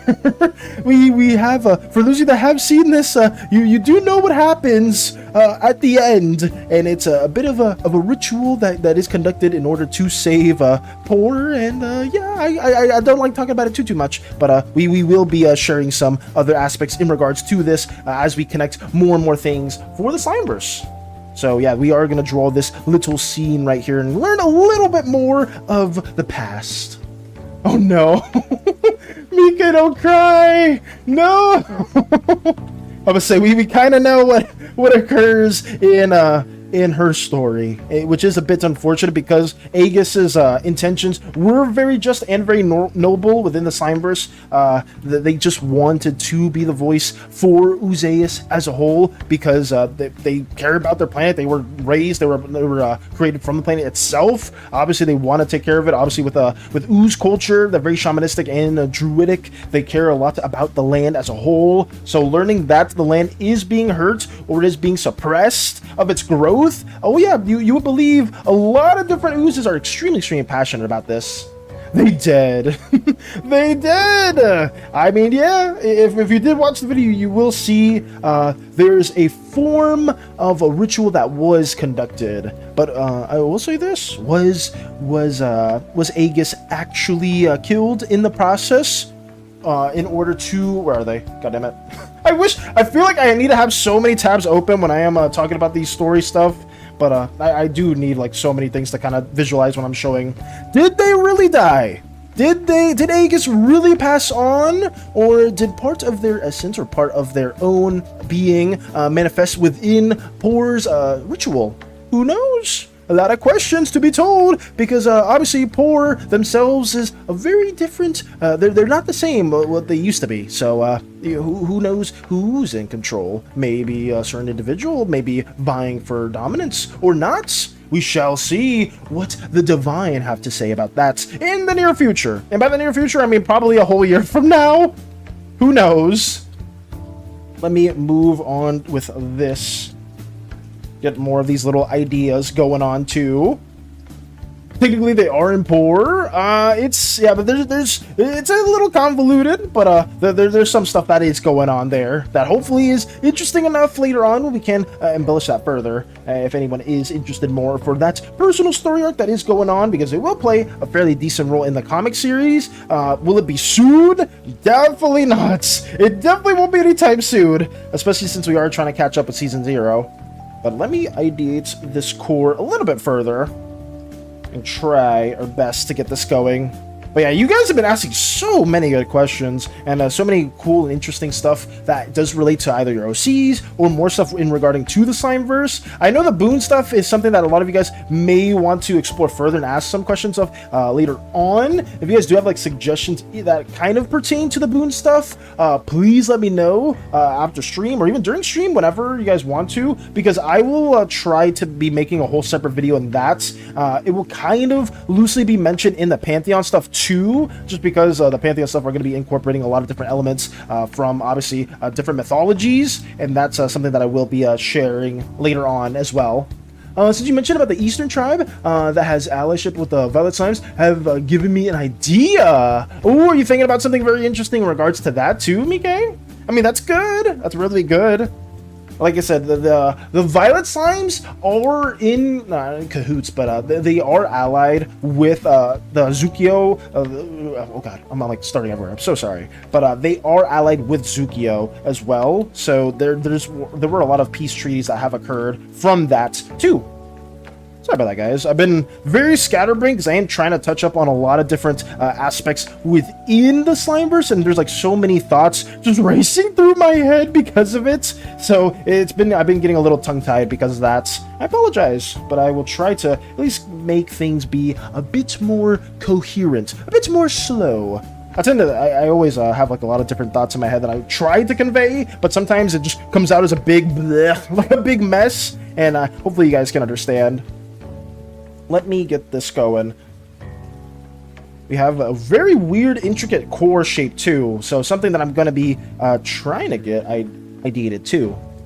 The boon stuff is perfect. Too perfect, dare I say. Starts rubbing hands. Vector is very much mischievously planning or plotting some things. I'm excited. Like I said, what you said before in the messages, Vector, I am very, very down to see what will be shared. How quickly as do you write the name of the Coreway? Could I quickly as how do you write the name of the Coreway goddess? Or do you want to see the name for Nephrodites? Where are they? They are right here. Nephrodites. Or Nephrodite. I keep saying Nephrodites. I mean, you can say Nephrodite or Nephrodite. Either or works. Nerfrodites. Wait, what did I say? Have I been spelling them wrong this whole time? Nerfrodites? It's supposed to be Nephrodites. I've been saying it wrong this whole time! What the fuck? No! I thought it was Nephrodite, not Nerphrodite. No, somebody said Neph. Somebody, no, it's not on me. It's not on me. Somebody said Neph before, and then I've been calling them Nephrodite this whole time. No shot, it's been Nerphrodite this entire, whatever. You could say Nephrodite, you could say Nerphrodite. It's supposed to be Nerphrodite. And I said Nephrodite this whole time. Oh my god. This is terrible. Nephrodite messed it up. Yeah, I said it wrong even here too. I would can I change this? Can I change? No, I can't because it's just one singular image. No. Okay. You know what, guys? I can fix this. Look at this. I can fix this right here, right now. Boom. This is horrible. It's not gonna look as good, okay? It's not gonna look as good. Actually, wait. No, I can fix this. I can fix this. Okay, delete it there. Move this over here. God, move it. Wait a second. We're cooking. Give me a second. I'm cooking. I believe this. Boom. Okay. And then we delete this. Oh my god, it's fixed. Wait, I can fix this. Again. No. Put some leaves right here too. Get the little shrubs going. Okay. Little apple. I think it was an apple. I don't remember anymore. Okay. There we go! Nephrodite! That's exactly... They were never called Nephrodite, they were called Nephrodite this entire time! There you go, guys! That's the canon name that we have here! Oh my god! I thought it was Nephrodite the entire... I like Nephrodite more than Nerphrodite. I don't know, that R right there, I'm removing it entirely. Maybe I even also... I'm pretty sure even the script I wrote Nephrodite, not Nerphrodite. Wait, now I'm losing myself. Now I'm going insane. Wait, did I? I did! It's been Nerphrodite this whole time? Wow, I'm bad at remembering stuff. I'm terrible. And thus her name has been changed by the people. Listen, Vector, I thought this whole time it was Nephrodite. Oh well, Nephrodite is saved so I can randomly bring it up. Sure, somebody will remember the true depiction or the true name that Nephrodite originally had. But that's canon. That's how it should be. Why are we not trying to laugh? Balance, you give us way too many gosh dang layers. Why are you like this? I'm sorry, Space Buds. I like to be in multiple layers. It's so fun being in hundreds and hundreds of layers that will inevitably cause my computer to crash or to freeze the program. It's so nice. I'm sorry, Space Buns. Good thing I asked then. Thank you, Hollow, because you specifically made me just contemplate my entire life choices or my entire life decisions right here, because I was like, wait, what? It was Nerphrodite the entire time? Neph just sounds so much better. I do appreciate you for bringing that up though, because I guess now I did fix it. It is canon now. It's Nephrodite, not Nerphrodite. So thank you, Hollow. Thank you so much. She was not posting Slimeverse official, so I decided to ask. Oh yeah, because I was eventually going to share those in official, but I will share those after the video is made. But thank you for letting me know. Honestly, you saved me. Not posting it there saved me a huge headache. I was like, wait, yeah, Valis, actually, it's always been Nerphrodite. Even in the server, it's been Nerphrodite. Like, excuse me? No, it's not. It's Nephrodite, obviously. There's too many layers. I'm sorry, Space Buns. It's okay, Valis. I have the same problem with one of my characters, Gavrin or Gavrin. Can't remember. Wait, it happens with you too, Vector? I mean, the names are just, it's a nightmare. It's involving Mika's mother, but the other idea is I think the Red Uncle, Tiger Ooze, might take Mika to that tribe just to see if she's okay for being what she is. But besides that, I gotta work more on the mom of Mika. Got you, Mika? I mean, that could be very interesting. Like I said, it is probably such a scary thing for Mika to go through, being in between the Slime and Ooze society and not really knowing which one to fit into.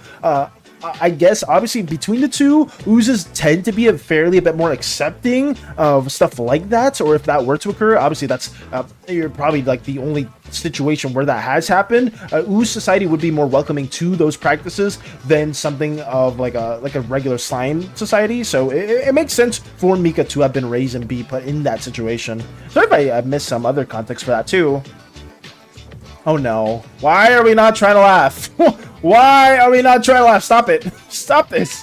I messed up. Okay, I did mess up there. That's true. I will try to be better though later on. It would be a plot point. Only a slime who knows her real can receive her boon.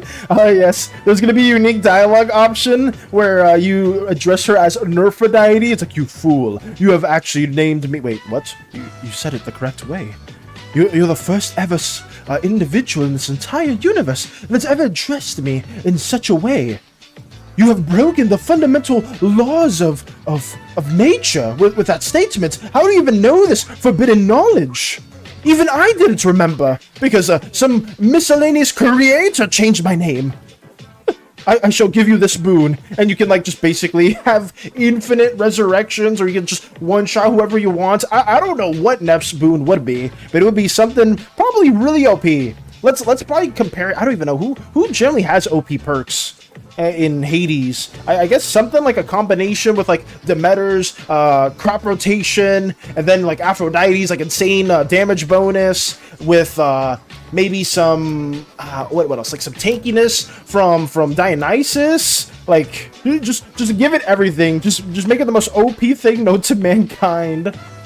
It's very fortunate that oozes are more forgiving to her. Oh yeah, I would say ooze society is way more forgiving as long as you do like abide by what the chieftain wills and says. They are way more like into nature and druidic stuff, and they do see something like that as a bit more natural. And obviously, like in slime society and some slime cultures, they'd be like, "Oh, this is a travesty! You are a monster! You're a heinous crime against Oozeus itself!" Despite all the things that slime society tends to promote, which is just, oh yes, more machines, more advancements, more things to make everything more advanced and more hospitable for the slime kind to prosper in. It's you know what? I think this is an actual plot in an anime I watched ages ago with a name not being remembered, or like remembering like the old version of a name. That was a thing in an older plot. Well, I guess that's fair. I'd say the void boons are busted. Okay, well then probably it would be something like a super powerful. Ooh, no. What I could also relate it to, it could be the void boons vector. It could also be a Hades boons in the second installments. So like that could also be a pretty powerful one too. Oh wait, did I just spoil something? I hope I didn't spoil anything. I may have spoiled something. No, I maybe pretend I said nothing. Pretend I don't even know who Hades is. I don't even know who Hades is. I could have been completely fibbing right there. I hope nobody actually paid attention to what I'm saying right now. I love to yap about nonsense. Actually, I don't even know what I'm talking about right here. Let me just keep going right there and getting some other really fun stuff. Look at all these lovely little slimy bits right here, too. This is pretty nice. Oh no, now that's giving me a dark question in my head. I suddenly have amnesia. I don't even know what we're talking about. Did I get MIB flashbanged right here? Alice, you are nonsense. Yes. Fall into it. Fall into the nonsense. I didn't hear what you said. Even better. Malice the spoiler. There's nothing there. What spoiler? What spoiler are you talking about, Space Buttons? I don't even know what I was talking about the last 10 minutes at all. Do you want to hear the dark question that came into my head?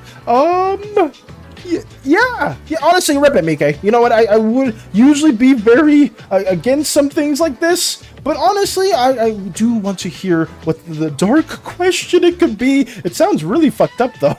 Hopefully it's nothing too bad. Lotus lurking, all good. As we get more of this stuff going as well.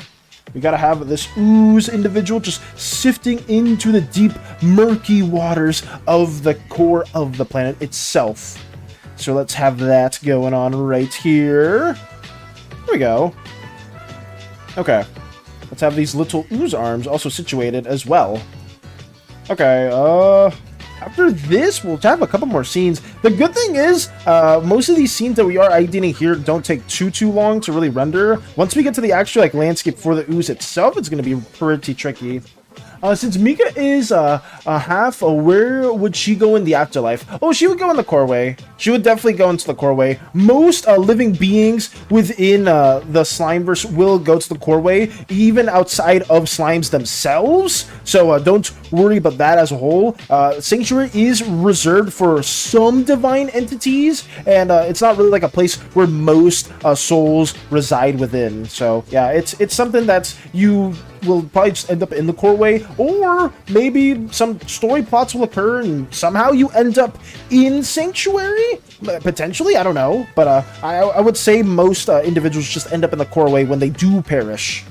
It was about some magical school being built by some legendary wizard whose name is well known. The main character meets a forest dwarf dude who is extremely chill. It is revealed that the dwarf guy is the ancient legendary wizard. That's a twist.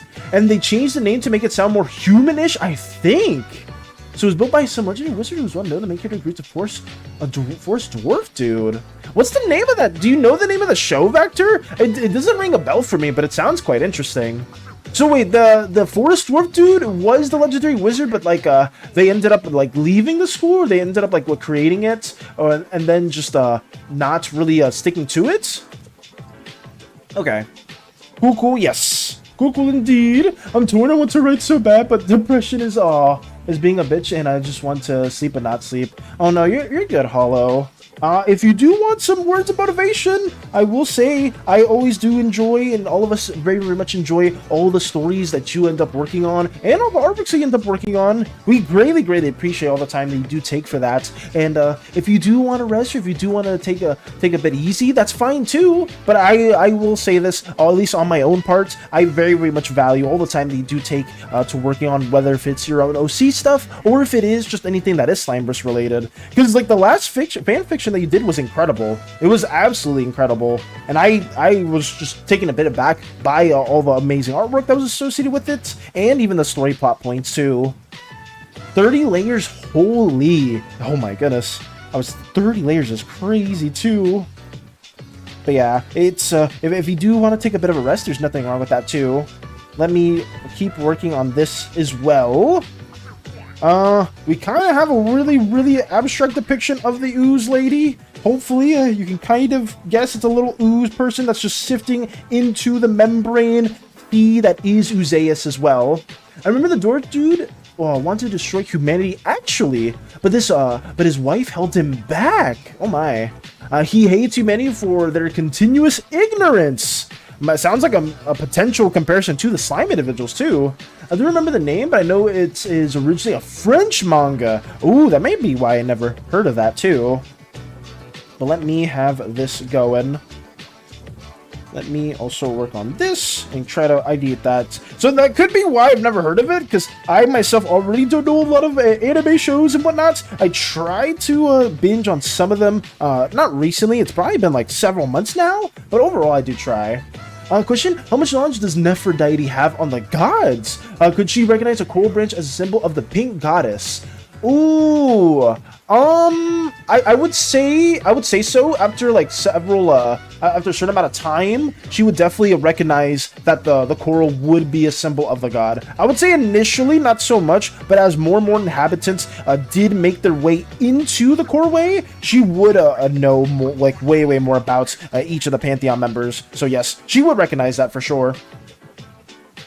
Lotus can go into water. Oh, by the way, guys, Lotus can go into water. And so what? I forgot to mention that. Don't ask why it fits. Wait, Lotus can go into water? Is that a... Oh, is there some reason for that? That could be interesting. Let's see.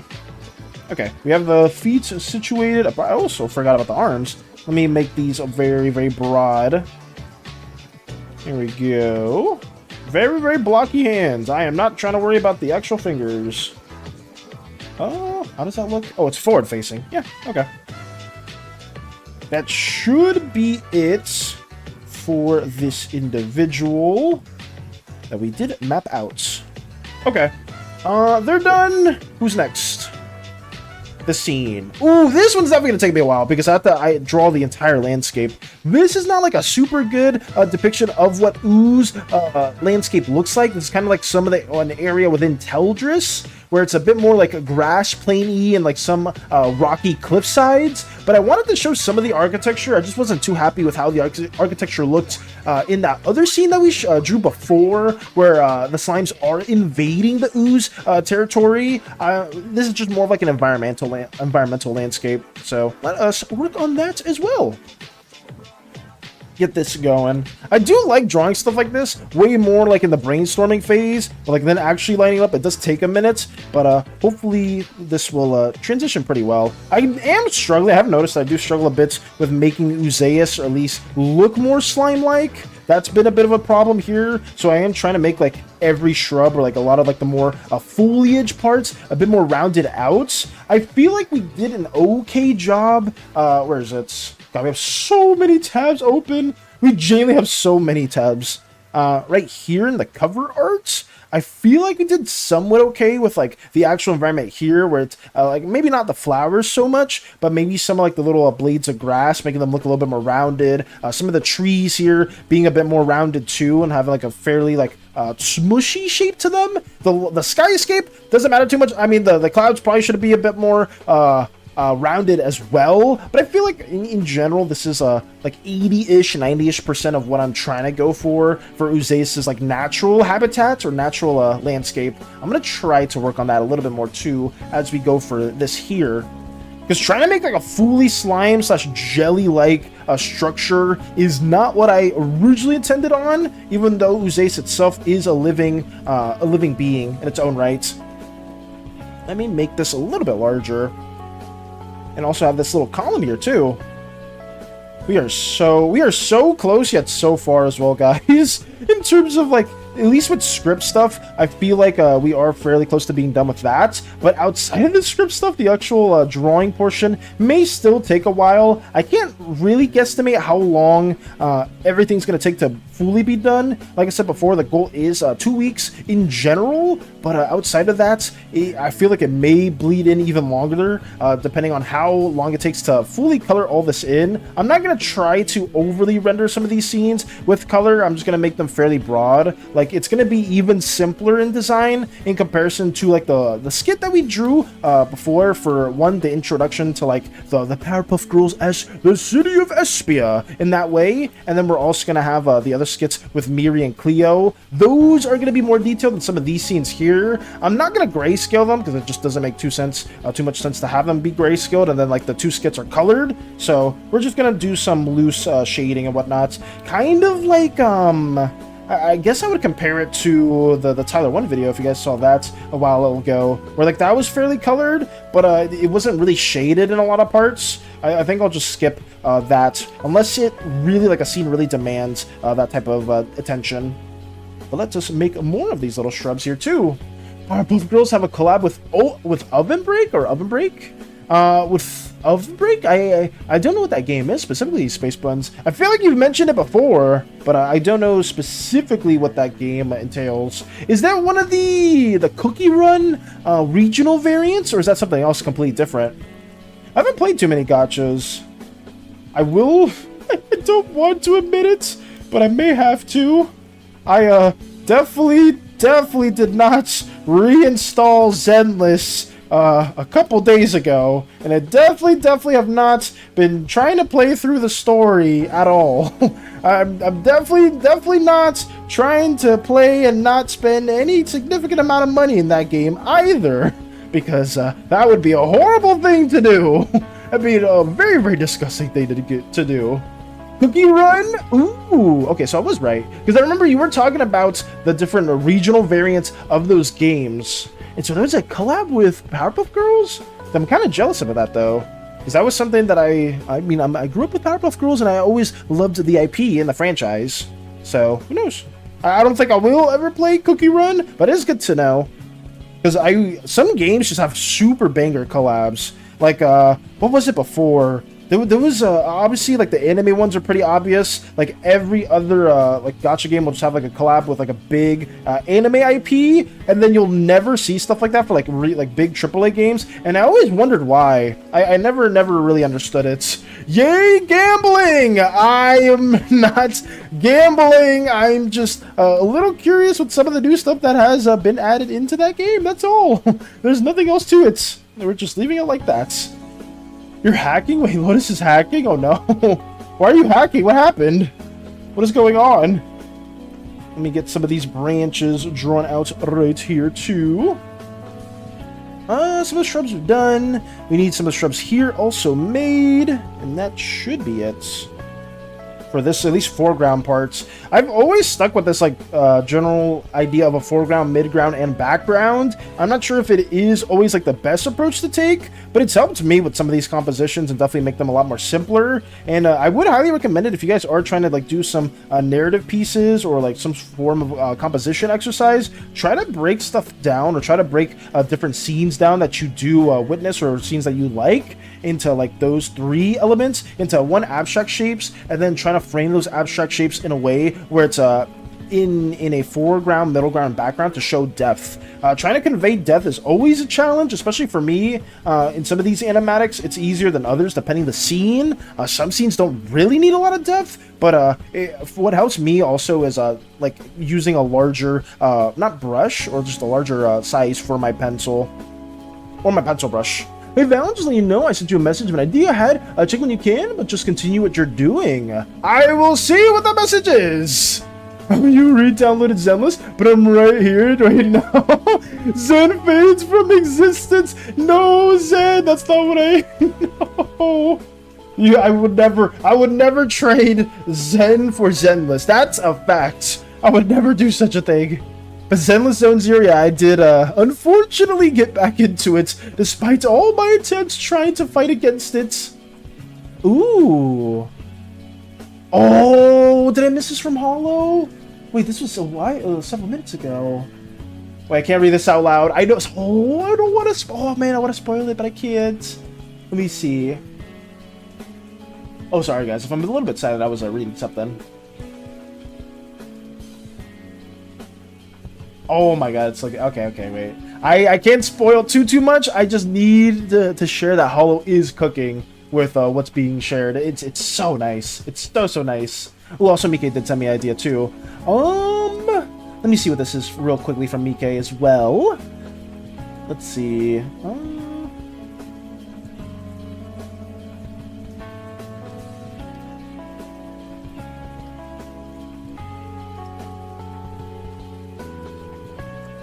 Oh, yeah, I think that's okay. Wait, I think that's generally okay.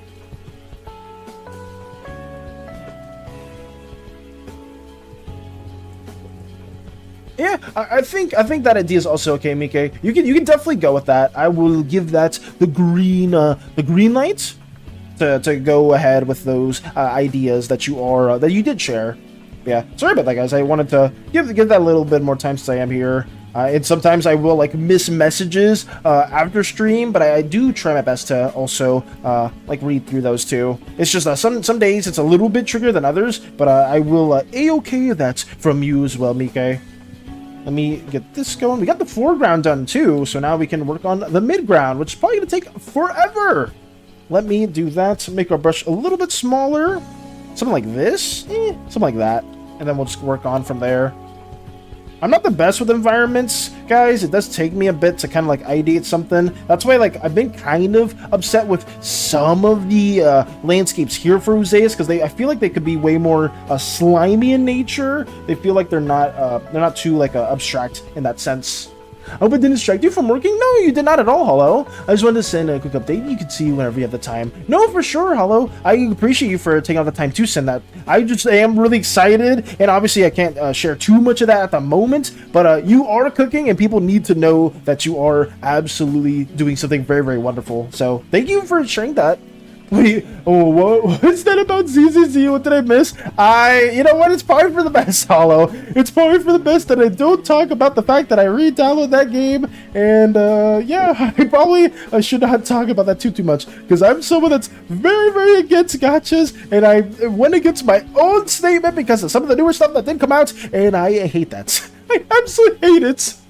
Thank you for double checking. Oh yeah, absolutely. Thank you for sending that to me too, Mika, and just wanting me to check and make sure. But I think that idea is perfectly fine.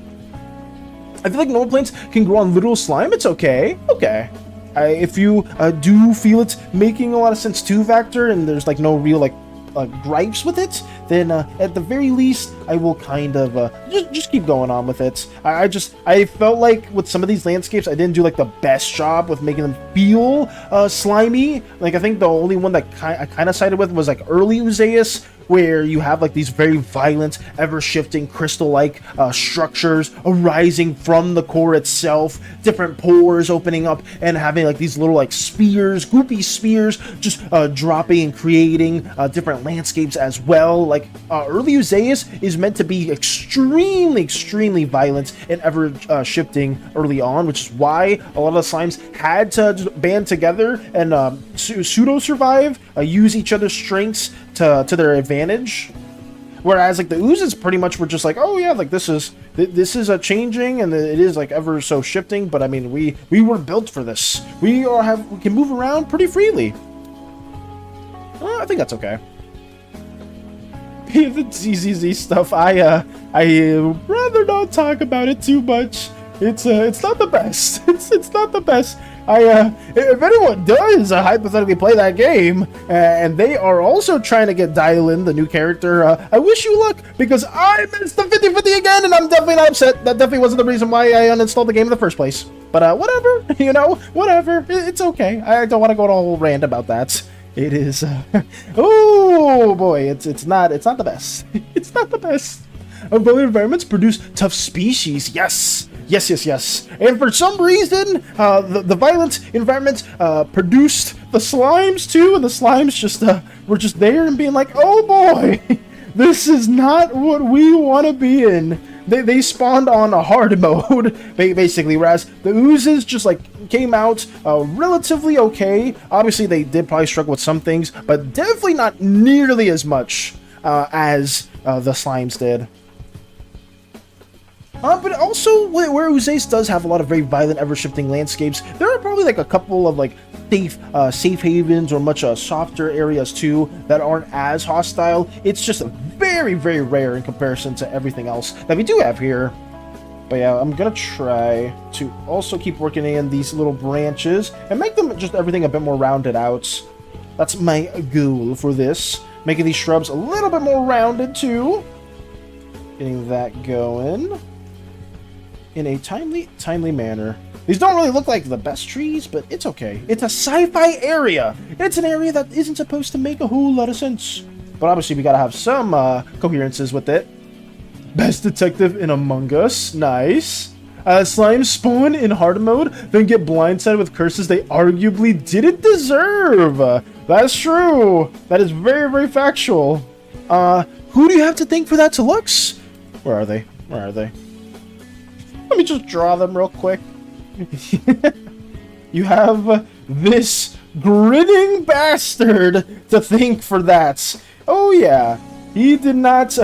He did not even give the permission. He didn't even ask if the slimes wanted to be in Sanctuary. They themselves just basically shoved them there and be like, oh yes, this is welcome home. Welcome to your new resort where you can also have the most wonderful time. Enjoy, sit back and relax, my brothers and sisters, for you will be within paradise. And yeah, that's pretty much it. Yeah, so, yeah, the slimes aren't really susceptible for that, but oh boy, it's because the Observer themselves have their own fascinations and plans in that way.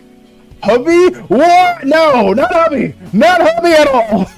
That is horrible man! That is horrible man! Cloud deity thing. They did spawn on hard mode, though. It's like, it's really bad. I guess you could compare it in Minecraft terms, where the WoW gods themselves were kind of like in normal mode, or I guess like peaceful almost. whereas the slimes just were thrown into the most violent landscape ever, shifting like pseudo molten quicksandy lava appearing left and right, and then the wild gods are just like in a more serene area that is still like hostile. If the slime spawned there, they would still be struggling, but definitely a lot more serene. Val? Wait, what happened? Miki, did something happen? What occurred? The Observer just wanted to make his own live show with all the gods. Imagine the drama. Yeah, the Observer definitely, honestly, that could probably be some things around it too. Like maybe the Observer, well, I mean, you guys do know that the Observer just wants to be entertained. So who knows? Hypothetically, if a Valak core was to be hit, I remember you mentioned they're a little unstable. Would that person blow up? Hypothetically speaking, if a very chaotic core were to get hit, there would be a decent chance that it would explode and cause a lot of damage. So yeah, Mike, that is a very factual statement. I need to go rest. Have fun now. Have a wonderful rest, Hollow. And thank you so much for stopping by. Thank you also for sharing more of the progress of what you are working on. I'm a big fan of it, and I hope that you are able to just get a bit more relaxation in. And please, please, please take it easy. Thank you so much for stopping by as always. And yeah, farewell for now, Hollow. Farewell, farewell. We will keep working on this in the meantime, too. Just this is something that needs to also be worked on, and hopefully the faster I do this, the faster I can also get to work on writing more stuff too. I'm so sorry for the dark question that are coming out of me. It's 2:37 a.m. The curse. This is kidding me. Oh yeah, you're all good. Can I get a number 9? Hey Moxie, welcome.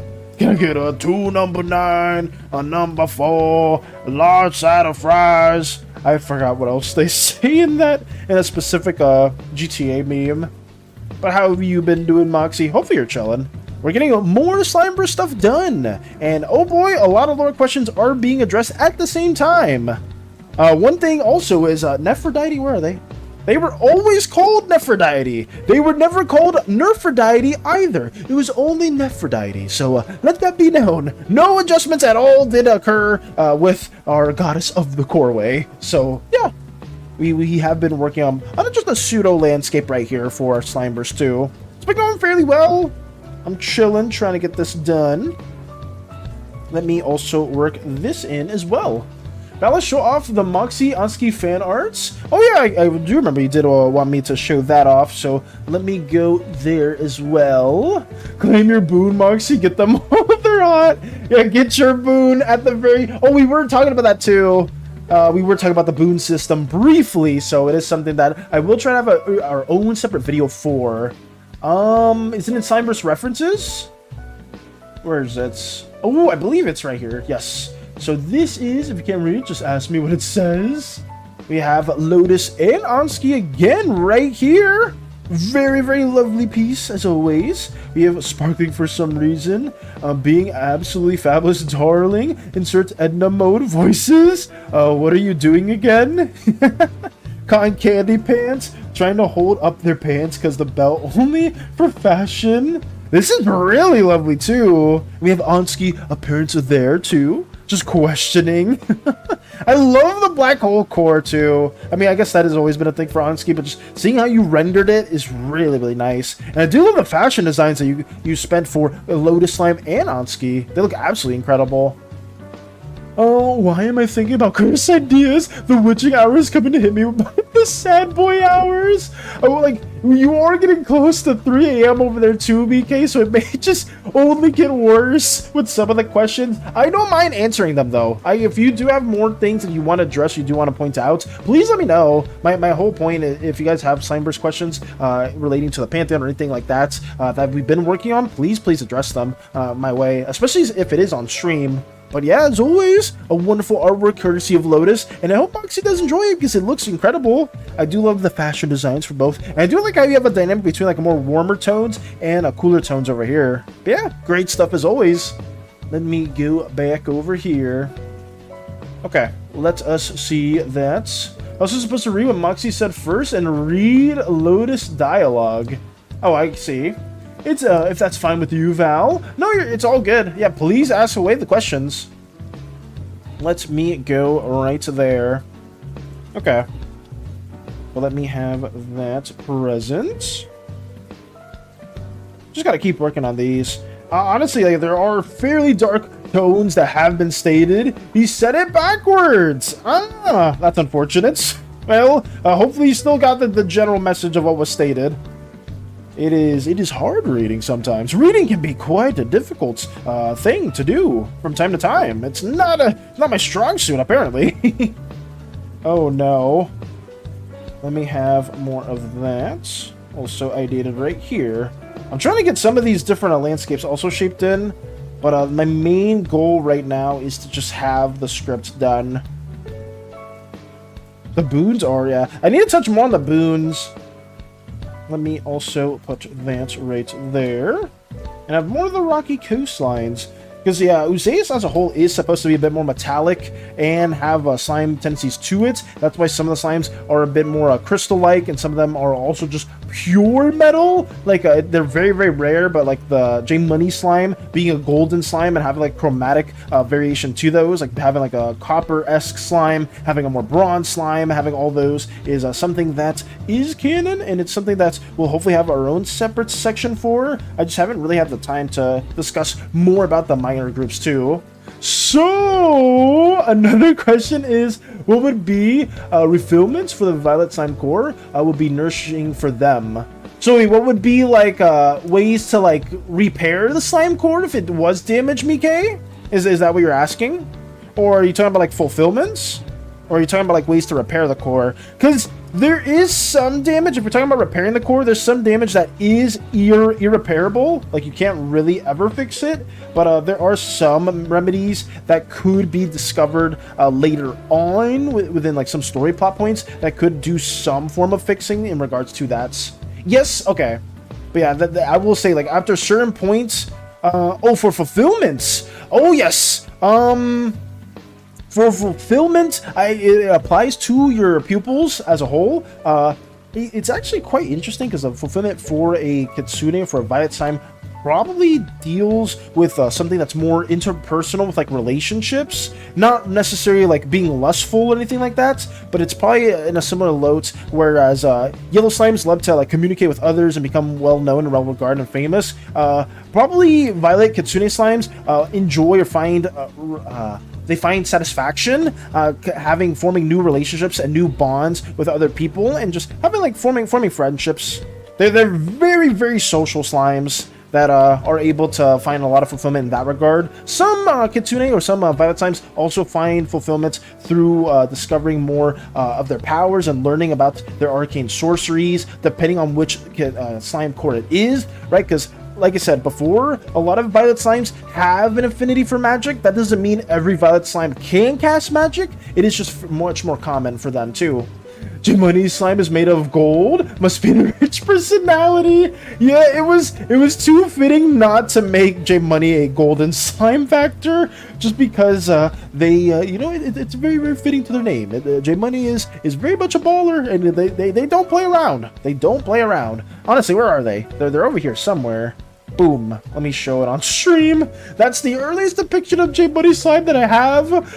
I did them as like a Hellraiser. I believe it's Pinhead from, I was going to say Dead by Daylight, from Hellraiser. I'm so cultured with horror movies and horror killers and mascots. But we do have J-Money's slime right there. Obviously, that's not how they look all the time. It's just they look kind of like a pseudo-koboldy, like Chinese lucky cat. That is just how some of the golden slimes do have their appearance. They're very, very small, extremely small, but extremely, extremely valuable. So a lot of different cultures even that aren't Slimeverse related may see a golden slime and even herald them as a divine entity, or as someone that's worth a lot of like knowledge and insights. So yeah, golden slimes vary quite a bit, and that is just an early depiction, or one of the depictions of J-Money's slime tendencies. Let me get this hole going right here. The way you wrangle that slime could calm a whole stampede. Thanks for making the internet feel a little more like home. Oh, well, I'm happy to hear that, Strider. I'm happy to hear that. So you're telling me if they don't socialize, they'll die of loneliness? I'm not saying that. I'm not saying that at all. I'm just saying one of the core fulfillments for a lot of violet slimes could be that of a more social side, similar to yellow slimes, where a lot of them will see fulfillments in jobs or occupations that include or involve a lot of social activities, right? That's just something that would be ever so prevalent. You opened the box we came? Oh no! I don't know the reference! I never watched Hellraiser! I'm so upset. I'm so uncultured, guys. There's so many good medias and movies and whatnot that I just never grew up around watching. I guess we're talking about horror movies. I watched the Halloween series. I watched Friday the 13th a little bit, but I never watched Hellraiser. I know of Pinhead. I just never ever seen any of those classics. I feel like I should. Same thing with Monty Python stuff. I did see the video that Nox sent me a while ago with the biggest dickest scene that occurred in that Monty Python movie. I did see that. So I'm a little bit more cultured in that regard. It's just there's so many different medias that I've just never ever catered to watch. I've always just dabbled in like mostly games, and then I never really watched a lot of shows afterwards. Oh no. But hopefully they could die of, I don't know, dying of loneliness is the thing, Mike. But the downside of the violet slime's core would probably fluctuate. We still haven't fully figured that out. But we did flesh out the crystallization for the blue slimes, and we did end up working more on the downside for the indigo slimes, the brittle states for the red slimes. There's a lot of different ones that we have fleshed out. It's just for kitsunes, we haven't really thought about it too much just yet. What's the legal drinking and smoking age for slimes and oozes? I guess whenever they're considered an adult, so probably like around, would it be like 100? Like around 100 to 50? Around that general lifespan? So the question is, girl or half now, how is this anatomy thing going through? Does she have a core weird thing or no? I remember she has a weird thing with pain. Yes, so Mike, for Mika specifically, they have markings and a core. Is it the same shape of a core, or is it the same tendencies as a violet slime specifically? Kind of, but it's not one-to-one. I would say that Mika's core will probably look a little bit more different to how the average violet slime would look like. Strider said, oh no. Why are we oh noing? Oh, because the box got opened? Let me drink some water really quickly.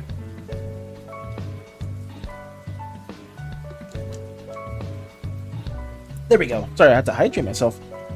335 days until Halloween. Halloween. 335 days until Halloween. Silver Shamrock.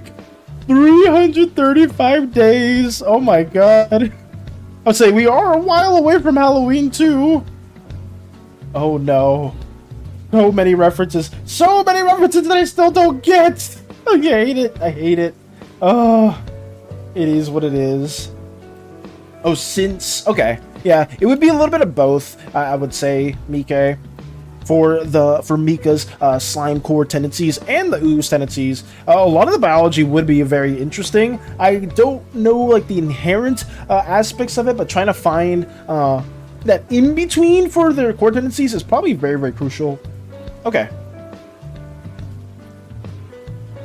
Oh, hey Koopa, welcome. Morning, Valis. Morning, everyone. Morning, Koopa. Welcome.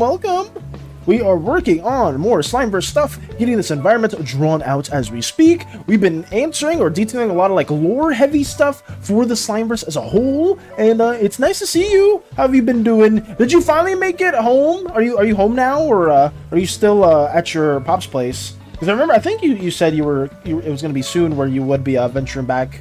Hey, nice, yes, nice indeed. We've been answering just a bunch of stuff and trying to get these things finished in a timely manner. It's been taking a minute, but I've been spending more time basically just writing the script as a whole for this, so hopefully some people don't mind too much, but I will say we're at like the Uzaic War portion of our script. So once we have that fleshed out and a little bit after that fleshed out, we will be pretty much done with all of that. And then we'll just be needing to line up a couple more things, and we'll be able to move on to the actual coloring process as a whole, which I'm very, very excited for, because finally that means we'll be done with most of the assets for this video. Because once we get to the coloring portion, that just means that there's not going to be anything else to draw. So once everything's colored and blocked in, I will be able to start actually working on the video itself. Heading out today. Oh, I see. Just packing up and sharing one last cup of coffee with my pops. Oh, okay. Okay, I hope that goes very, very well then. More coffee. God, we had a whole coffee debacle early on too, Koopa. I know some people were very much vehemently against it, and other people just like couldn't live without it, which is understandable. But I got you. That's nice to hear. I am wishing you the safest drive on your way back home. Because that's like, what, over 4 hour drive back? It sounds crazy, but I'm wishing you the best. Oh no, dun dun dun, staying alive. Do spirits exist in the Slimeverse? If so, it may have something to do with the violet slimes. Perhaps excessive use of magic will slowly dissolve your physical form. Maybe you'll be a spirit-like being, being a literal magical being, just throwing ideas. Ooh. Wait, that could be one of the caveats too. Like, that could be the downside for the Kitsune. I mean, if that's an idea that Mike's not against, I would very much think it could work. Like something kind of similar to other yokai spirits. Well, I guess Kitsune are already yokai related, but I mean, that could be pretty fun or pretty interesting. And that could explain some more of the supernatural aspects for Uzaius or like other places within the Slimeverse as a whole. I think that's a really good suggestion, but I wouldn't be against that. I guess it depends on if Mike thinks that would kind of fit too. But I think that could work. So far so good, enjoying coffee. Also never thought I'd find it, but I found my old electric guitar. Nice! Pops held onto it, and I have never been happier. That's a really good to hear too, Koopa. Are you going to be trying to relearn the old electric guitar? Because remember you said before you used to play it. Are you going to try to dabble a bit more in that regard? That's awesome. That's really cool to hear. Singing Kappa, second cup of coffee time. Okay. Oh no. Yeah, guys, every time someone does mention that they just woke up or they are here and they're sipping some coffee, everyone else needs to grab another cup of coffee. Don't do that. Don't do that at all. I'm just messing with you, but that would be, that'd be crazy. Oh no. That checks out. Ooh, okay. Both Among Us players and Victorian ghosts say, someone killed me for no reason. Rip my Among Us self. Can there be ghost slimes? I guess so, and that would probably be related to the Kitsune's downside if they don't fulfill their core. That could be quite interesting. That could add more of a supernatural, mystical aspect to it. I think that could be pretty fun. And if Mika says it checks out, then we could explore that a bit further. Maybe we'll have to do a whole separate video for that, because I guess like the ghosts or like the supernatural aspects for the Slimeverse could open up a whole nother can of worms. But that could be an interesting way of connecting that together, making it make sense for the Slimeverse.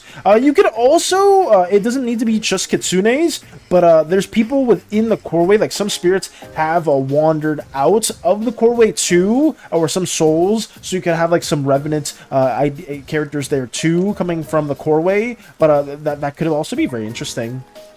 Also, they're good to wear off evil spirits. Ooh, what's good to wear off evil spirits? Are you talking about like Kitsune culture, yokai, or other things specifically? Or maybe the Kitsune that turn into or unfulfill their core do that?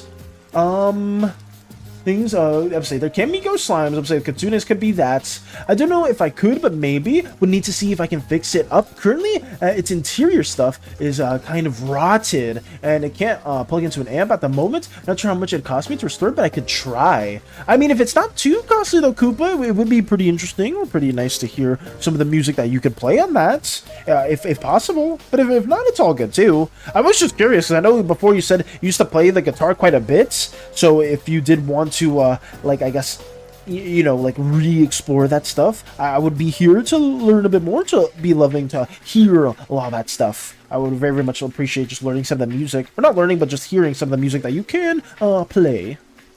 I haven't played in too long. I do miss being able to play it though. I see. Okay. I would love to hear it. I would very, very much love to hear it. Let me get this going. I wish I could play an instrument. I can't play anything. I think one of the instruments that I was always interested in, if I ever was going to play one, would be the drums. I always was interested in trying to learn that instrument. I just never did. Because I guess I dabbled more in art stuff. But even back then, I just always spent way too much time playing video games. Way too much time playing video games. Also they're good to wear off your spirits because not only they're guardians, they're also protectors that help people ward off evil spirits. Yes. Oh, I meant not only they're messengers, they're also guardians and they protect people. Oh, are you talking about like more of Miri's direct descendant or like the kin within the pantheon itself? Or are you talking about like some of like the more enlightened individuals for the Slimeverse, or at least for the Kitsune? Don't mind being cozy, it just means I can drag the crew into hell. That is... Even Ghost Lotus will not be allowed on the Slimeverse ship, so you can be a revenant, it still won't happen. It still will not occur. The callus is gone, but I could try to see if I still have the muscle memory. Also, gotta figure out if I could get this thing to plug into a computer so that I could play live, if that's an option. Can you...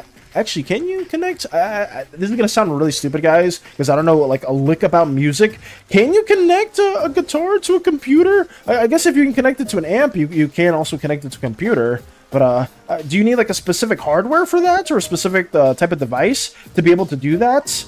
And like, would it transfer the music one-to-one? I'm actually very curious. Well, probably not one-to-one, but all of this is really new to me. I'll tell you when I don't know anything about instruments. I don't know a lick about instruments. I've never been too big on like, I guess I've never been musically talented. Is that the word? Or I never really had a good ear for music.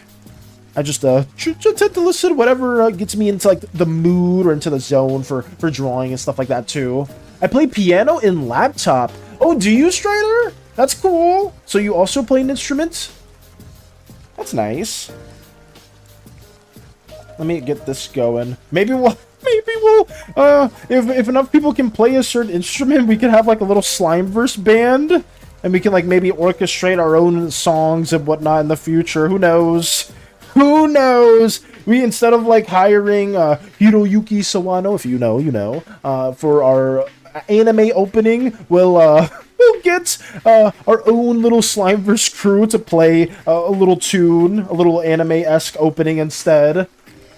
Yes, that too, but also in folktales about the ones, you are direct to are not only messengers, they're also divine protectors. Oh, so you're talking about like kitsunes as a whole, like actual kitsunes.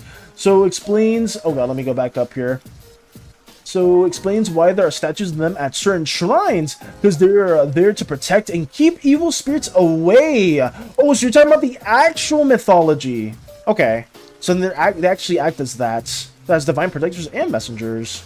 I mean, how crazy would it be if you aren't able to fulfill your core, you become the exact opposite? A messenger of demise, a messenger of fear, a divine protector, more like a divine interrupter, a divine individual that's more supernatural and trying to cause a lot of terror or demise just because they themselves couldn't fulfill their core's requirements. They themselves live an empty husk of a life, inevitably becoming more of this ghastly revenant appearance. Truthfully, I don't know. I don't know that much about music. You know more than me? At least if you play the guitar, Koopa.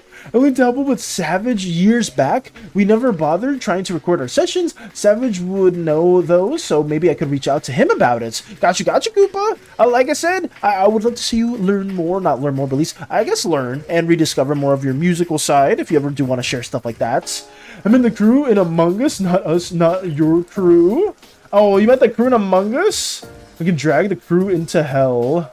Don't mind being a ghost, it just means... Oh, things both Among Us players and Victorians ghosts do. We get chocolate with half and half. That is awesome. Yes, that too, but also in folktales... Oh, you did read. Type that too. The ones that are direct goddess. They're not only messengers of divine protectors, so explains they are statues of them at certain shrines. Okay. I know. I know how Lotus will fulfill their core. Anime openings, I got you. I already have a fitting anime ending for the Slimeverse. It could work as an opening as well. Do you, Vector? Do you actually? I guess I was saying that more so if we had enough people to like that were like adept at playing an instrument, we could like record our own Slimeverse opening.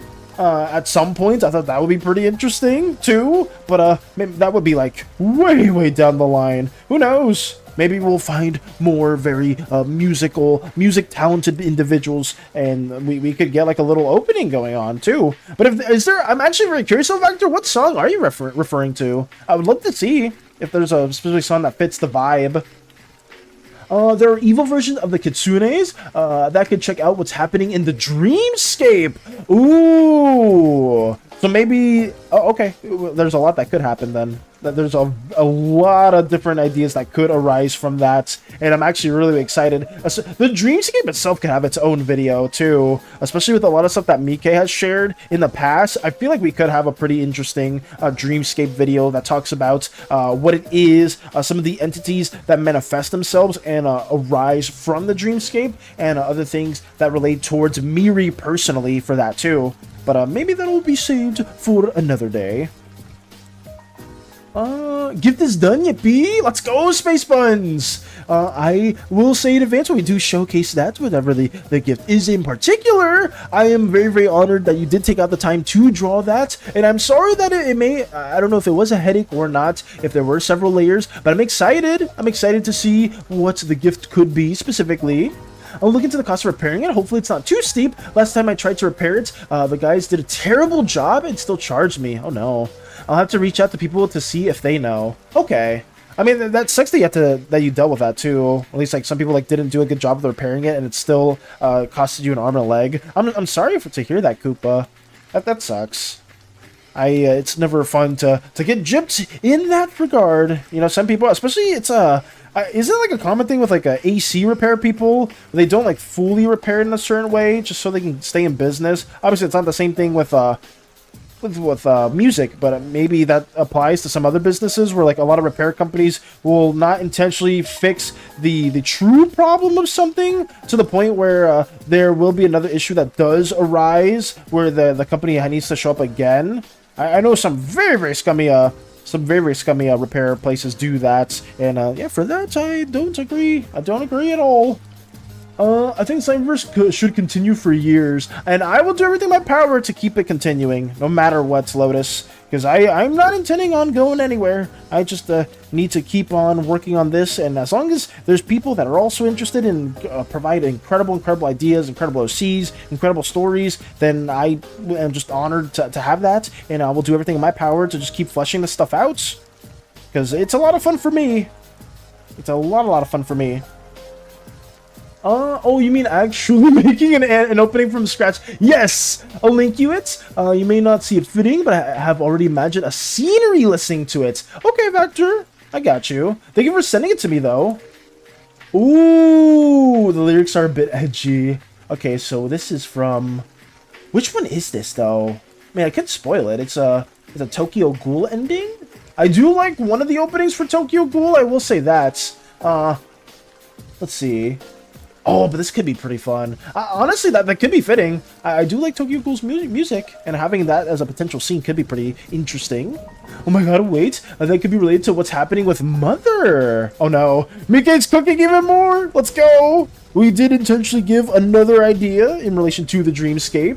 Blue Slimes and White Slimes have the worst fate of fate so far. Have the worst fate? Yeah. I mean, in comparison, well, I guess Indigo Slimes, they do just they can go insane, and they can also go blind if they don't fulfill their core's requirements. So it's not like every other slime also has like a fairly good connotation with them. I guess red slimes will just wither away, kind of like the exact opposite of a blue slime where they turn more into a crystal. A red slime can just like wither away their physical bodies, stuff that they've taken great pride in, all of their physical tendencies, and just having that just slowly go away is probably a huge pain, and probably losing like more of your senses as well. I have no idea. Strings need to be replaced, definitely, which that should be easy for me. Finding someone who knows how to fix the wiring is going to be the real challenge. Understood. Last guy made a temporary fix that broke and eventually led to me getting electrocuted. What the by my guitar, which is frustrating. Holy crap. Could you have like sued them or done something like have gotten like a refund or anything? Did anything else resolve from that? Because getting electrocuted by your guitars like that's really terrifying. I'm so sorry you have to deal with that too, Koopa. Jesus, getting electrocuted is insane. But like, what occurred? Was it like was the cable not fully like insulated? I don't even know what I can think about that. I can't even. I genuinely don't know. Make sure your kin continue the Slimeverse. Make sure my kin continue the Slimeverse. That is a diabolical statement. That is a diabolical comment. Oh no. Oh yes, my predecessors, all my kin will be continuing to design the Slimeverse long after I've passed. Oh no. Is that a thing with like DBZ or other IPs? Like I guess with some of the creators, if they pass, have their like sibling, not siblings, but their kids have also taken over the IP. I'm not too sure. I'm sure like an IP or like a franchise as big as like DBZ or like Naruto, whatnot, like One Piece. I'm sure just like whenever the creator does pass on, the company has more rights to that, and like the actual like family isn't like overseeing stuff like that. So maybe it's not the best comparison, but that is a diabolical comment. Oh no. Let's just say there's some nightmarish creatures that are going in the dreamscape. Ooh. Okay, I mean, as long as if you want them to be there, then go for it, BK. Let's see what you do end up cooking up. Let me have that right here.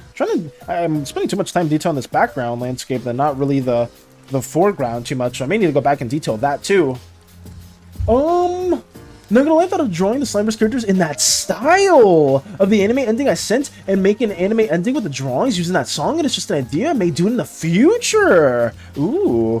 If you do ever decide to work on that factor, please send the progress for that. I feel like that would take a minute, but if you are passionate about that and you do really want to make that a reality, let me know if I can ever like assist you in the future for like any other assets or any other details, or if you want like information for that, because I think that'd be a lot of fun to see, like in a pseudo like anime-esque opening. Because I did share with you in the past, or I think I shared with a bunch of you guys, like the pseudo anime opening that I was working on before with my old bug campaign group. It was just a sci-fi campaign for D&D that my friends were a part of, but we ended up like having to like shut that down because it just wasn't like a fruitful endeavor, and obviously that would have taken me forever. Like I think if I still worked on that little anime opening, I probably would have taken me like 3 or 4 months to fully finish it, and even what we had before, it was like still fairly scuffed. I can't record it with OBS, man. Thank yous that I have a phone. Phew. You can't record in OBS? Wait, what did you, I'm actually curious what the gift may be specifically. Let me see if I can find it. Yeah, because, like, I know some of you are way better at animation than I am, and my animation for the little video that I did before was so bad. Let me see if I could, I think I've showed this before, but I'll just show, like, the little animated, portion of it as a whole. Let me get this, going right here. I will say, if you did watch Naruto, I did very much just rip this, opening part from Naruto. Like this scene where they're just walking, but yeah, like my early animation stuff is not good, and even if I did an animation now, it would still probably be like roughly this type of quality. But I will say it was fun. It's just something like this would have taken me forever. But if anybody does ever want to tackle on like some animation endeavors, you guys want to do something similar, and maybe you like want me to like help in any way, shape, or form, I would be honored. I would be very much honored. It's just you're not gonna get the best animation quality at all. But yeah, that's basically what we were cooking up with. But it wasn't anything too crazy. I still had a lot of fun. It's just animation from time to time can be such a nightmare. It really can be, for me at least. I know for other people, they enjoy every step of the process, and I don't. I like the in-betweens, like designing like the in-between frames, or like doing like animatic style content. But for those of you that do take out the time to actually work on little animated stuff, more power to you, because you guys have a much stronger will than I do. You must adopt or have a child and keep the Slimeverse going. That is a crazy statement. Oh god. Let's just say I'm gonna go the route like ZZZ has with the Hollow. Ooh. So if you go, okay, I would have more questions in regard to that, Miki, in the future, depending on what you are fully visualizing. But I am interested. You did mention ZZZ, and it's a bit of a weak spot for me because I myself did have to unfortunately get back into it. But it is what it is. I won't go too much explaining on that. It is what it is. One of the wires dislodged and touched something else that connected to the strings. It sent a charge into the metal strings and led to me receiving shock to my fingers and body. This was 1 year after the initial fix, and I need to prove it before I could bring litigation, so I was SOL there. Damn. I am so sorry still that you had to deal with that, Koopa. That's absolutely terrible that they did such a shitty job with fixing your guitar. Like being electrocuted not just through your fingers but your whole body because of that, it just sounds so bad to deal with. I hope it didn't do like any like long-term damage to you, but like it always does like hurt to hear stuff like that, because like you're going for a specific thing, you're going to repair your guitar and expecting a quality service from the people that you're paying money for, and then they end up like doing a half-assed job, which leads into you yourself getting like hurt. So it does suck though. I really hope nothing like super bad came from that. I can't do animations. Most I can do is still images in the slideshow, like my final art fight attack montage video. And that final art fight attack montage video was incredible. I feel like I think animation isn't like something that's impossible to do for a lot of artists. Like I think animation is a lot easier than some people may give it credit for, depending on what it is. I think just once it's all about learning like the core principles of animation, like stuff like squash and stretch, timing sheets, and getting like that situated in a way where it makes an animation feel natural. I'm not saying, well, I'm saying this as somebody that doesn't know a lick about animation, but I feel like most artists, if you do have a good understanding about like how to draw, you can do like a lot of different animated like things in a timely manner. But yeah, it's something that we could always do, or like try to learn a little bit more in the future. Shadow killed me in Among Us. Oh no. OBS freezes a lot for some reason. Might be the canvas size or the movements, since I had like 30 layers in all. Damn, 30 layers in all, and then OBS is freezing because of that. Yeah, I mean, it does vary, like, depending on how intricate your folder is, and depending on the specs to Spacebuns, that could be a bit of an issue. I'm sorry that OBS is freezing for you. That sucks as well. Time to drag everyone's souls into hell. Speaking of animation, only animations I've done is the pre-stream such BRB screen in my outro. Not sure if you've seen it. I have seen it. I have very much seen, as somebody that does enjoy watching your streams, Koopa. I do see those screens, and I do like how you did the job for that too. And who knows, I do personally want to dabble more in 3D animation, specifically for designing backgrounds, because I feel like that could be so much more interesting and could help me save a lot more time whenever I'm working on like Slimeverse videos or shorts or skits, because like having like a already 3D generated background that was prepared in advance, and like not really having to worry about like drawing the same background at different angles could save so much time. I've dabbled that in the past, and I've been begging Hades in the past to kind of learn some 3D aspects. Hades isn't too big of a fan of that, which is a-okay. Obviously, not everybody wants to get into that little like market, or that little like, I guess, endeavor. But for me, I just feel like it would be very valuable having someone that could design some loose Slimeverse 3D assets, and me being able to like explore different angles in in that program or in Blender, and just like having like a scene there, right, with already 3D assets made, and I could like just draw the characters and have them be situated there like a pseudo animatic style and just save a lot of time there. Like, you know, I'm sure you guys have seen stuff like that, whether you dabbled in animation or you've seen like some really well-known animators show like their storyboard phase or other like rough stages of a big scene. Like, I know I follow one of the Invincible artists, and they showed one of the animation scenes in a very rough layout, and it was just like some takeaways or some animation, some like 2D cutouts of the characters just fighting around in the scene that was fully 3D created. And I thought that was really interesting and just something that I would have loved to dabble within too. Let's just say there's certain parts of the dreamscape we can't go for time being. Ooh.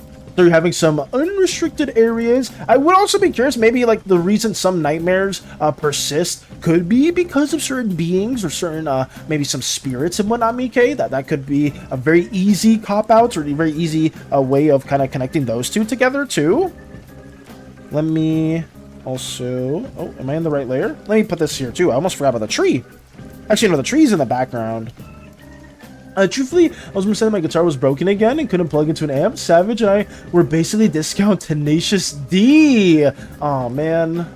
I just realized I have so many projects I'm getting myself into. We'll see where the guitar repair comes in. Oh no, it's all good, Koopa. Because I know like you've been working on like a lot of like different like stream stuff, specifically like your Mactuba 3D software, your own model, stuff like in relation to gaming plans and stuff like that too. Like I'm sure there's a lot of stuff you already have in store and being prepared. So yeah, the electric guitar can totally wait too. I just do want to know whenever you do go back into those endeavors for like relearning music and trying to record and do stuff like that. Don't be afraid to post some of your songs or like some of your recordings of you playing into our server. I would love to see that too. You can 3D model one of your drawings if you want. Planning on doing 3D modeling streams. Wait, really, Koopa? If you have the background file image, I could look into 3D modeling myself. Texture will be a challenge, so I could leave that to you. I mean, if it's not too much trouble, Koopa, I would love to work with you on that. I think that would be a lot of fun. In all honesty, I think just having like a little like 3D background, a 3D model for some scenes could be just really useful. And I would obviously give you credit for all the assets that you would design if that is something that you do want to dabble in.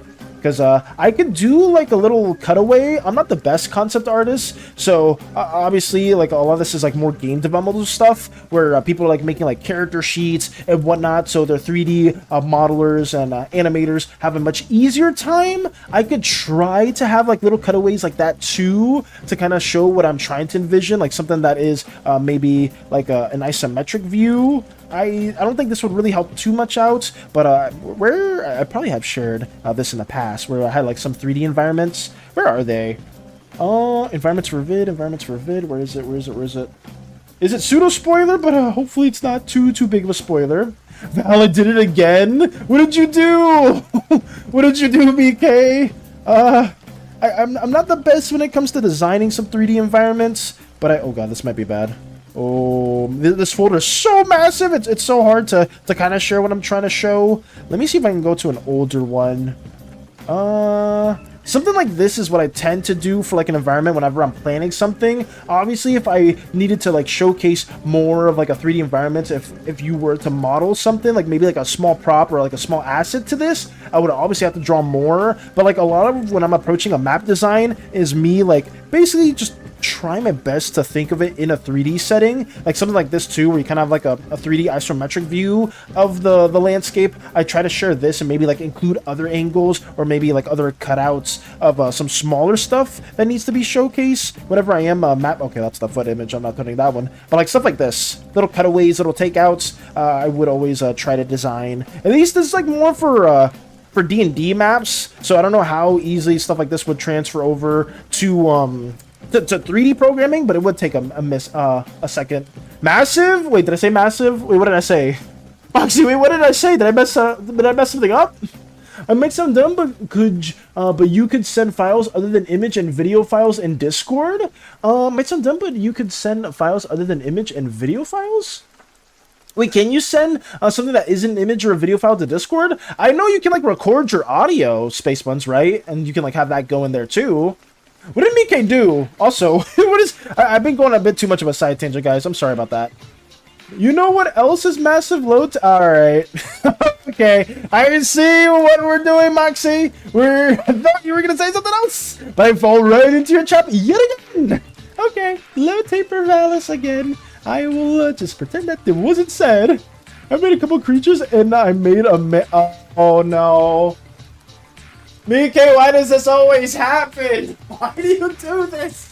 Every time! Every single time! It always revolves to another fixation! Damn it, Mike! I mean, you know, it's fine. It's fine. I can't be upset at that. It's just more ideas flowing through the brain. There's nothing wrong with that at all. Hanging with Pops made me want to do 3D modeling screens to redo my pre-stream. I see. Was gonna recreate a Bob Ross painting. First stream was gonna be remodeling the happy little trees, bushes, and rocks. Ooh, I actually didn't. I think wasn't that an inspiration for your first environment, Koopa? I could have sworn somebody was talking about modeling something off of a Bob Ross painting. I'm not sure if that was you, Koopa, or somebody else. The scene was going to be my night sitting in front of a bonfire next to a cabin and in front of a lake with a massive, beautiful mountain behind. Oh, that'd be really pretty to see too. Oh no, DM. Oh, did you? Only for your eyes is what I have concepts for the nightmares. Let me see. Oh, okay. I can't spoil it, but this is some ideation. I think this is a good starting point, and I would be interested to see what other different ideas can come from this. But this is really cool, obviously for my eyes only, because this is probably some developmental stuff, nothing super fully fixed out just yet. But thank you as well, Mika, for sharing this. Thank you. I think I have some cool ideas that I may share with you later on, and whenever we do make a video in relation to that, because Dreamscape is just such a massive area to not have a whole video dedicated to that. So I will be showcasing that, or will be talking to you more later on too. I was like, would I be able to send you the file the gift was saved as on Discord? And is it possible? I feel kind of dumb, not gonna lie. What file is it specifically, Space Buns? It may depend, because I'm not sure what you can or can't send on Discord. And the last image is the dude. The last image is the dude? Oh wait, I thought that was the second image for me.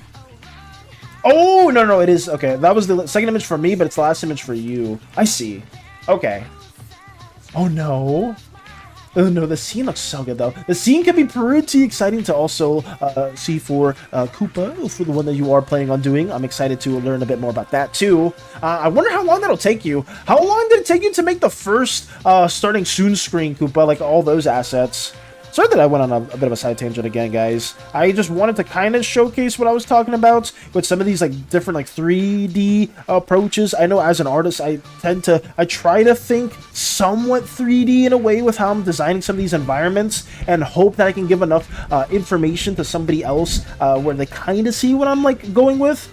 Maybe obviously some like significant parts, like if I were to like share like something like a pit, right, for like an asset, like maybe I would like draw one of these columns as a takeaway, as a cutout, and then like have that in its own right, maybe in separate angles, just to get that down. I don't know, I'm not the most qualified to be talking about this, but I would try to at least give as many details. Also, let me take this out. And this. I have so many folders, I have so many files that should just not be available right now, or I should just have them more so closed. Here we go. Alrighty, back to getting this environment drawn. I will probably get this done. I'm not sure if there'll be more that I can work on. I still have 2 more line arts, little sketches that I have to draw in. That will be done 100% today, guys. Just mostly our goal today is finishing the script. If I can finish the script today, that is a huge W, and I'll be able to also just have all of it brainstormed prior to the stream tomorrow, and just keep working on lining everything up. I might have to keep this guy. I made away for space. I made away from Space Buns. You made away? I've recreated a Bob Ross painting before. However, my pre-stream is in a cabin with the environment I want to improve. It's inside the cabin with everything low poly. I see. But how long did that take you as a whole to create, Koopa? I'm very curious.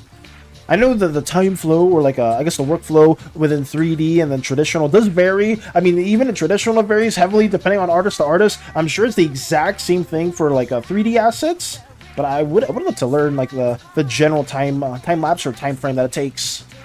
Oops, I meant keep away. I made keep away from space buns. Are you trying to keep them away, or keep the guy you created away from space buns? Hovering over the file, it said PNG remix. Could mean anything really. Damn. So wait, what? How could you design that though? Or like how could you send that? That's so interesting. Or maybe just I guess like a video, or probably in the same way you sent the other PNG remix stuff through Tumblr space buns. Maybe in that way, or in a separate way. Though that one was rushed, took me like a week. Damn, even rushing it took that long though. I mean a week. I mean I guess the 3D assets do vary quite a bit. So then it took a week for it rush. Textures were single colors. I put more time into the hearth fire. Ooh. Damn, so that took a week. So if you were able to take more time on that Koopa, and you were able to like flesh it out a bit more like the way you would prefer it to be, how long would you say it would have taken you? Let me also get these trees fleshed out here. Sorry that I'm not working on this too much, guys. I am so bad at multitasking. I mean, you guys know this by now, that I'm terrible at multitasking. I'm trying to at least get some of these little environments fleshed out here. That's done. The clouds, I think I'll have them as their own color, their own layer. So for now, this should be generally done. I could flesh out this this front-facing scape, or like the foreground a bit more, just to show the depth. So we can go with that. Why? I am perfectly normal about other characters, no lie. I mean, yeah, I'd say Space Buns is fairly tame when it comes to other character fixations. The only one, I guess, has been with the Observer. Outside of that, it's nothing too crazy. Or are you fearing all more arts maybe also to behave with the Observer? Afraid he might be your quota of type of characters?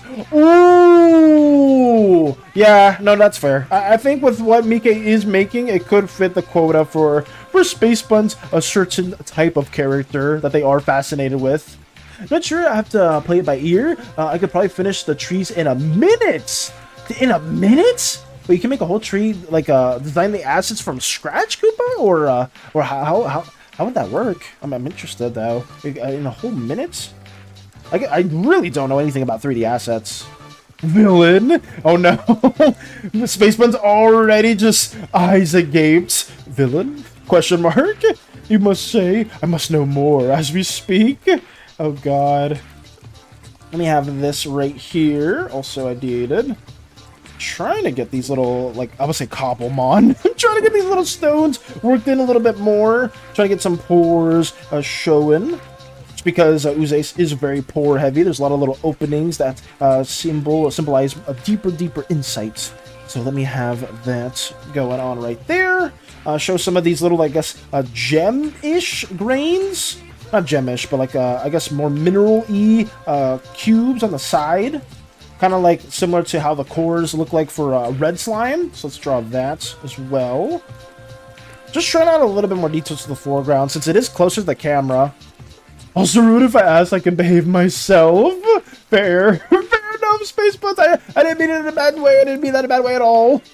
Looks at Val. I don't know what can I say to you. Space. I don't know what can I say to you. I mean, I would say Space Buns is very good with it. Space Buns is not like some other individuals that will go absolutely feral when it comes to some characters. So it should be fine. It should be okay.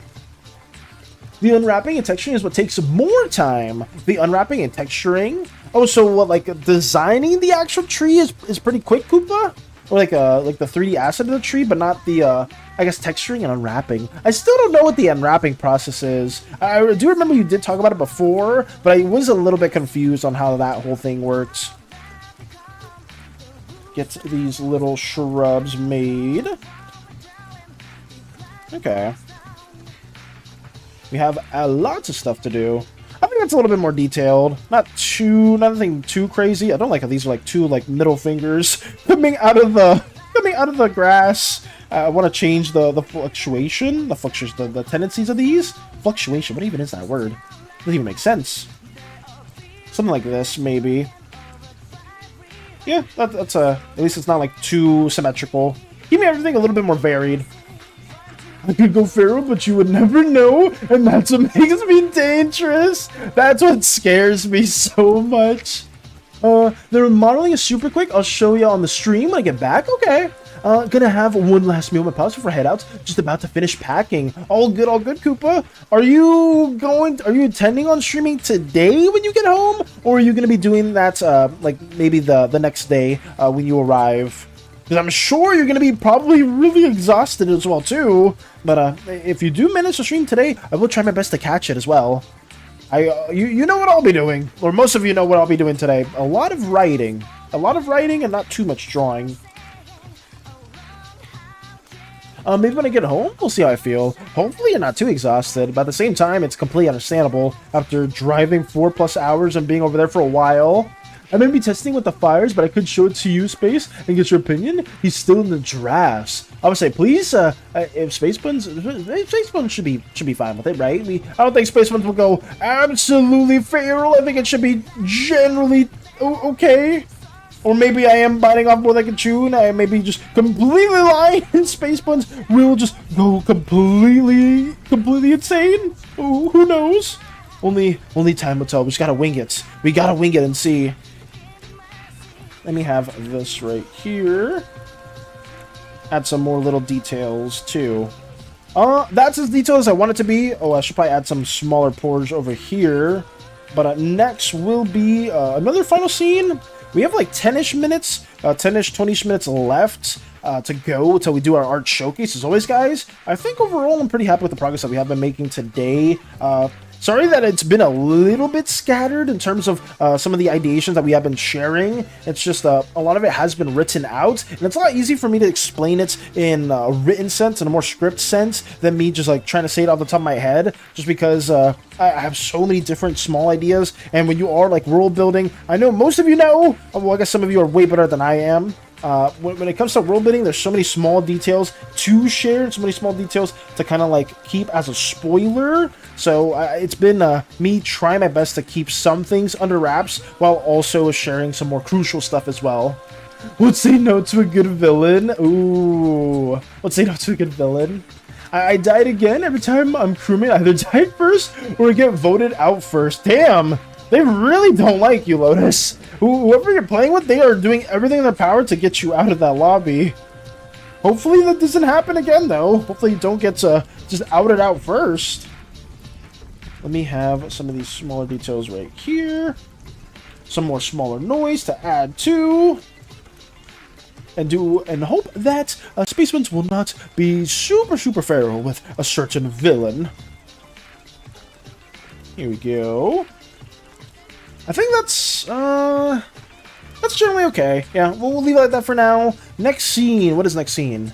We can draw... Oh, yeah, it's just a chieftain kind of moving around, gesturing them in a way, conducting a ritual that is kind of like paying homage and like not summoning the wild god themselves, but conducting a ritual to honor the wild god that they come from. So, we can do that. How many scenes have we finished? We finished 3 scenes. Obviously, this middle one was pretty easy. This third one was a bit more detailed because it's an environmental shot. But overall, I mean, we're going at a pretty breakneck pace, which is nice because, I mean, all I have to do after stream is just probably line up most of this drawing here and then get this little environmental shot of the coreway or one of the layers of the coreway that, I would say Miri, not Miri, not Miri, Neff, and one of the wild gods are in, and Neff is just talking to the wild god, basically saying what they have to see over and what their job will be in the afterlife. So, let me work on this one right here. Everyone just thinks I'm sus, apparently. Me just existing equals sus. Damn. Fucked. Oh no. Let me...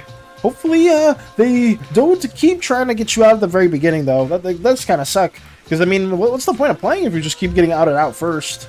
Regardless if you are the imposter or not, that would be kind of annoying. Hopefully that doesn't keep happening. Let us draw this other slime or this other ooze individual and keep on going. What is next? I didn't really do a great job at designing or ideating their specific outfits. Shocker, guys, this is a bit of a reoccurring thing, but hopefully we can have a better detailed outfit later on. We did have a lot of good ideas and references courtesy of Mike, so that is something that I did use in some of the other Ooze designs. But the thing is, for a chieftain, they will look visually way more significant than someone that is just a casual individual, a casual Ooze that is living within a tribe. The chieftains are meant to have a lot more adorning factors to them, kind of similar to like Native American chieftains too. But that is something that I haven't had too much time just having the outing or like the time to really ideate for. I kind of showed it in the past with some of the other designs I did for Fateborn. If I did show those here, where are they?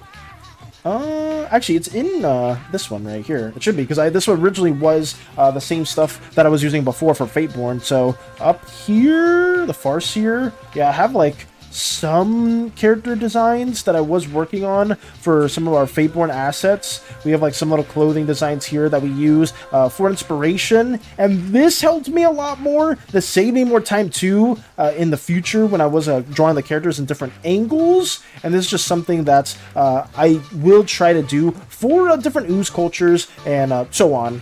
But that was just a little example. Let me try to get that going over here too. Mika's just laughing. Oh god. Also, I'm very good at the game, so the imposters killing me just want to live. I see. The imposters. So they just know. Or maybe that's something that a lot of people recognize. If someone's really, really good at Amogus. I played Amogus for a little bit. I'm not gonna say I never, but I basically never really played Amogus. I played it for like a little bit, and not really too much afterwards. I'm guessing if people are really, really good and they're like really talented at the game, I'm sure some people would probably be a little bit salty, or they would try to like plot against those other people and be like, oh, this guy's really good at the game, and we don't know if he's the imposter or the killer, or not the imposter or the crewmates, so we're just gonna take them out right off the bats. I got confirmation. Got the approval. Ooh, from Space Buns. Spaceman said, does Spaceman's admit that it's somebody that they would be a fan of? How does this feel? I don't really like this apparel, but I'll just leave it like that. Okay. One of those players who says they are bad at the game and Among Us, but then I'm so good and confused, plus gaslight everyone. So then a lobby would try to just get you out early on, even if you weren't the killer. I mean, it's a little brutal. It's a little brutal to hear. I know some people, I forgot, there was somebody that kept saying that they were like super good at the game. They're like, I'm a super mastermind and I'm incredible at this game. And usually, I don't know why, but anytime people do say that, they just always get eliminated very early on. Like they're just like, oh yeah, you are really good at the game. He gets ejected, but I was a crewmate. Still gets ejected regardless. Modeling your environment shouldn't be too difficult. If you say so, Koopa, I can, like I said before, if you do want to take out the time to work on that, I would be extremely honored. I will try to also like give you credits whenever those assets are used as well for any of our shorts and whatnot. So if you ever do want to work on some 3D assets for us, I would greatly appreciate that, and I could always send you like some sheets, like some environmental sheets, or try my best to kind of like do some little cutaways and whatnot to make your life easier. So yeah, I could do that for you too. Let me have more of these details right here. That thunder is not real, guys. It is not raining outside. Let me also, I'll move that. Let me reset the music, because this just indicates that we're getting close to the end portion of the Persona track. Let me restart that as well. There we go. Okay. It always indicates it, yeah. It's actually, yeah, it's about to be 11:40 too. Damn, like, it goes by too quickly. I do apologize, guys, that sometimes I have been starting the streams a little too late. Like, specifically this time around, it was like 30-ish minutes later than normal. Part of that, just like I said before, it always comes from us not really being fully planned. And I will say, I planned yesterday. I did work on more of the script yesterday before I went to bed, and it still wasn't enough. So, hopefully today I'm gonna spend even more time getting the script refined after stream, and then we'll just ID everything and just have more stuff to line up tomorrow. I can't guarantee how many more streams we have till we fully finish the line art process. I would like to guess like at most or at least 3 more streams, maybe more than that, but maybe around that 3 to 5-ish stream ballpark. We will have mostly every single scene lined up, and then once we get to the coloring parts, that will hopefully take less time just because everything here has been drawn. The longest stage for me always, guys, when it comes to drawing is the line art stage, just because I don't spend too much time actually rendering the colors and whatnot, and since we are trying to do some shortcuts here when we do get to coloring as well, that will be something that will hopefully be significantly faster than every other stage. Also, let me resend this from what you told me about certain information. Mika go for her daily dose of socialization. Proceeds to go, Brother Val, and get him into a conversation. I would say, Mika's like, I need my daily dose of talking, of interaction. I was saying, because the way your core would work for Mika would work very, very uniquely. Because, like, yeah, you would still have, like, some of the connotations with it, but maybe it wouldn't suffer from the same consequences or even have, like, the same benefits. It would be interesting. 59k space buds, oh my. And that's after doing, like, the big game redemption. Let me get this fixed a little bit more, and we'll be going with that. Along this part will be unwrapping, texturing, and materials. Your sheets will definitely speed up development of the assets. Let's go! And like I said before, Koopa, I'm excited to see that if we do end up working on that in the near future. It's just, I will have like some ideas in mind, specifically something that I do want to eventually be made. I'm not saying this right now or anytime soon, but I would love to get some Athesian interior designs made. So like whenever we do have some like little skits or shenanigans going on in the ship, I'll have like maybe some reusable assets there that I could always like frame for some characters. So like something like maybe like some of the rooms within the Athesian, or maybe like a living room area, or like the captain's quarters, stuff like that. I will definitely try to ideate and draw, and hopefully not make too complicated for you, because as an artist, I myself know it can be very, very tricky depending on what is given. Be like, oh, you want me to draw a tap dancing llama that also has T-Rex shaped tail that can like drive to the sun and back? Okay, I don't know how the hell to draw that. I don't know how the hell to draw that right now, but I'll try. And also, that's not my forte, but it is what it is. I know that was also a common thing with a lot of commissions I would get early on. People would ask me to draw some things that I just don't know how to draw. Like sometimes people still ask me things that I don't know how to draw at all, and I'll still try to tackle it. But for the most part, at least recently, or at least like the last couple months, people have been giving me like just more of my niche in terms of like character sheets, or like some concept art type of stuff like that. I don't mind, but like before, like people were asking me to draw like maps and like different vehicles and like machines and stuff like that, and that's just was not in my forte. But I have tried my best to expand my forte too, or like my my repertoire. This angle, this thumb is also a little bit tricky. Actually, I don't think you see the thumb from that angle, or maybe you do. I don't know. Oh, playing Among Us is fun. Is it? Oh no. My name is Valispoor on my Among Us name. Well, that's pretty. That's interesting. I'm glad to hear that. I'm glad to hear that it's... Why is it Valispoor? Why is it Valispoor, Lotus? Tell me, why did you choose Valispoor out of everything that you could have said? And everything you could have chosen, you choose Valispoor? I was trying to keep my cool, but that is just... I'm a little curious. I'm a little curious as to why. You know? A little bit. I'll do when I get home, definitely. At least I'll get started modeling the new pre-shoot for myself, and then you decide if you'd like me to start working on any of your environments. For sure, Koopa. I mean, we probably won't need that or need it anytime soon, but if I do, I would love to have like stuff prepared for you whenever you are down for that. I will just send that your way in the future. It's just for now, I do need to get this stuff done. Something wrong, Val. I'll change it to Valis is bald. Thanks. That's even better. That's way, way better than Valispoor. That's exactly what I want to see. Totally.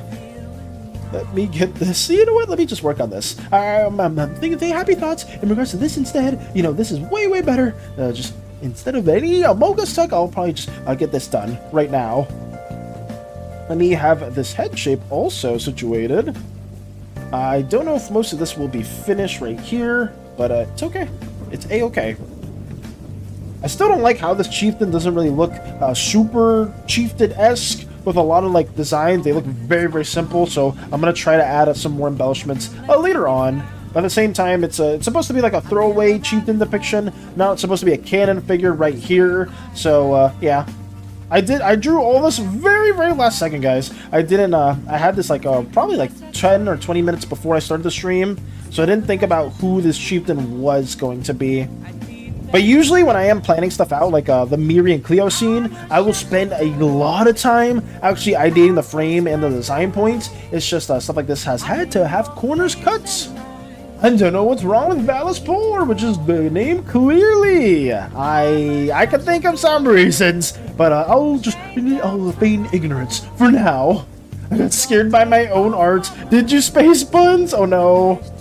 Speaking of arts, I think this is a good stopping point for now. We did get a lot of this drawn out. Environment's done. This little scene with Aegis is done. We have the slime ships going out of the planet's done. So yeah, all these scenes are done. We are almost done with this one even too. So I will be drawing this out after stream. We'll be getting this little environmental done after stream. And then hopefully, fingers crossed, guys, tomorrow I come bearing the news that the entire script is finalized. And then we'll have all the line work that we need to kind of work on a bit more. And then hopefully in like 3-ish, 4-ish days, we'll have that done and we'll start coloring everything in. So yeah, we're making progress and we're getting closer. Inevitably closer to when this video will finally be done. It only took more than a month. It only took way, way more than a month. It's crazy to actually see a little bit, a glimpse of the silver lining. I can see that tunnel, the very pitch black tunnel that we're running through. I can see a very, very small glint of light. Finally! It feels like we've been going through this pathway for a while now, and I didn't see the end in sight until ever so recently. But yeah, that's what it's looking like so far. But enough dilly-dallying, let's go to the art showcase. Let's get that going. Oh yeah, getting scared by your own art is crazy. Mika sending me some sad stuff. Oh no. I can't even share this because it's another potential spoiler that Mika sent me. So we will move on to the art tab. Oh wait, I don't think there is anything to share on the art tab right now. Oh wow, that's actually a first. Huh. Wait, there's nothing in the art tab at the moment. Interesting. Because we did leave off right here in Space Fun's amazing speed paints that I did share before. I'm pretty sure I did share this. But it is always amazing as all Space Bun's incredible artworks are. And I guess we'll just do a little bit of a rebriefer on this one, and then we'll move on to the potential fan art and other stuff that has been created. Now start another big project, come back to the darkness? No, that's the thing, Space Buns. There's always a big project. And I'm so upset because I had an idea in mind for December that I was going to work on that I thought was going to be a little bit fun, but we didn't get to do it just because of time restrictions. I may still have enough time to work on it, but I don't want to do another big project at the end of the year. I'd rather just focus on some calm stuff and other things that some people are looking for. So we will be slowly coming back to regular scheduling stuff. Nothing in the art tab? Fine, I'll share an old drawing. If you want to, Vector, you can. Oh, there it is. There's the old drawing. An old piece I'm very fond of. Ooh. Is it your main OC reaching out towards the stars? Is this I feel like this may be very spoiler heavy, but is this like the moon, or does the moon hold a very deep meaning or connotation with your OC Vector? Obviously, if it's very spoiler heavy that you are intending on sharing later on in the future, you don't have to answer, but I will say this is a very pretty piece. I do love that the hand that's reaching out towards the stars. Very symbolic for a lot of things. It could always be. I will say too, for even my own OC, we looking out towards the stars holds a lot of very sad connotations to it. Hopefully you guys will see it sooner than later, but I guess I could say, I probably said it in the past, Boar has always wanted to be a pilot. They've always wanted to just go outwards, outside of Ooze as a whole, because they've always been more adventurous. But yeah, just looking at the stars, it always holds a bit of a sadder tone to other things that I don't like talking too much about.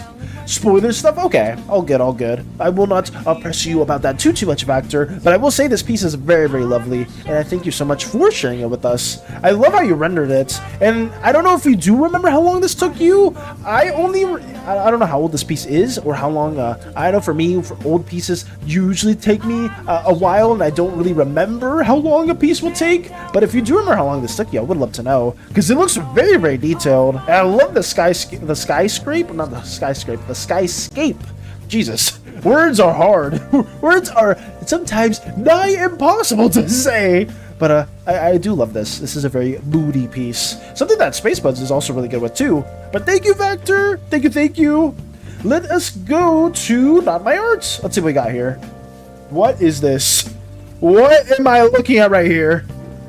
Oh, I did see this. The doodles for crumbs too. I didn't like that for some reason. Let me like that again. Ew. What am I looking at? What is this? Is this what is a transformer? Dude, stop horsing around. What the hell? It's Rodimus Prime. I should have known it was Rodimus. Thank you, Space Buns, for sending a cursed image of Rodimus Prime in a horse form. You know, I had a very fun scene in my head. I wonder if our OCs looked at the same stars. Perhaps a cool drawing idea.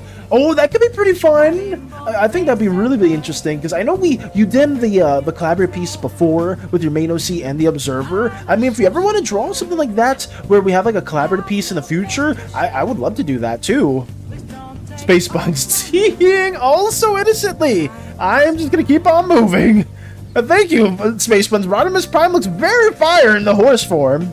How to create the world in 1 minute. Wait, what is this? How to create the world in 1 minute? Let me see. A whole minute long of just the world being designed. Loop. Oh god, what is this? Let me try to make it a little bit larger. There we go. Okay. The whole map bend?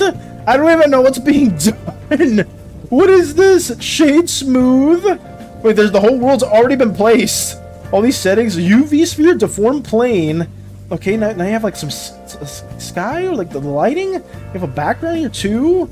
I don't even know what you have, like boxes with text on them. Some other things that are being connected to one another. Okay, you have the planet itself.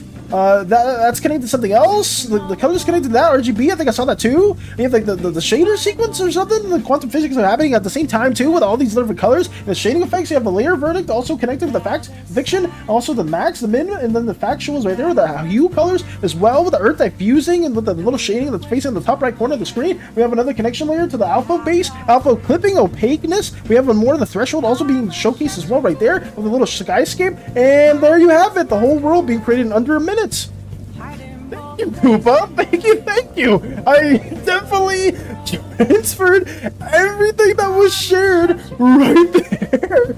Holy, that is insane. The whole world made in less than a minute. Wow. People in Blender always cease to amaze me. I will never understand all the intricate things that can be done in this program, but that looks very, very confusing to someone that doesn't know a lick about Blender. Please breathe. Please breathe. You will know one day. Will I, Space Buns? Will I actually? I feel like all that stuff looked super complex to the point where I may struggle. But who knows if you say so. If you guys say so, I will try. I put something that'll show how quick modeling can be. I mean, you're right about that. You're right about that, Koopa. It looked pretty fast. I myself just I was not able to comprehend most of what was shared there. But hey, it was nice. It was nice to see somebody that is way more talented than I will probably ever be in Blender show how to make a world in less than a minute. I want to know how to make a tree in a minute. For some reason, yeah, honestly, I don't mind it. If you want to share how to make a tree in a minute, you can also share that too. You just gotta take it slow. That's fair. Yeah. I mean, all the work that they did here probably comes from like years and years of experience, like learning like a bunch of different shortcuts. And oh, there's the tree. All right, well, time to do the tree. Let's see the tree. This will also be done in a minute. Okay. Let me extend this as much as possible. Oh, damn. I'm sorry, guys. You're already missing some of the good parts. I already missed some of the tree. Already 12 seconds in, we already have something that looks like a tree. Like, what is this? Look at all these planes that are coming out. I don't even know how this is done. Free texture in YouTube description. Sweet. So these are the textures? Are these also 3D assets? What is that? It's already cut out. It already looks like a tree with the leaves. Now we got like thermal imaging. What am I seeing? Okay, advanced stuff happening too. Rendering. We have all the tree. Okay, now there's just leaves. Leaves are just in the tree. Okay, we have a random phase going on. I didn't know trees could have random phases to them. Transparency. Okay, we're just being honest about the trees showing. More shaders. More of the box stuff. I have no idea how it works, but whatever. And there's the textures. How do you make this stuff so fast? It looks like an actual tree. Wow. How do you do this in such a breakneck pace? This will never cease to amaze me. What the hell? Okay, well, maybe game development isn't that crazy if you can get to that point. Okay.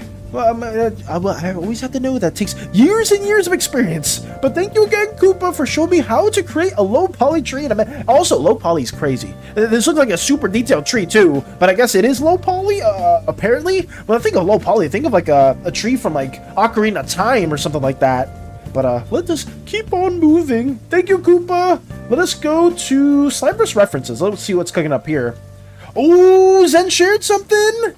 And we also have a piece of toast here too, but let me get the toast shown, or loaf. Is it called loaf? I'm not good with cursive, but I think it looks like loaf. Is that one of Charlie's forms? It kind of appears that way. If it is or if it isn't, regardless, they look incredible. They look very cute and lovely, and I do appreciate Lotus for sharing or taking out the time to work on this. I do, like I said before, colors for Lotus always nails it on point, and that indeed do be loafing. It looked like a loaf. So yeah. We will hit it with the loaf emoji. Thank you, Lotus. What's next? I hope this isn't too wordy. Sneak peek of Lil Taka's story. Nah, it can't be too wordy. Let's see this courtesy of Zen.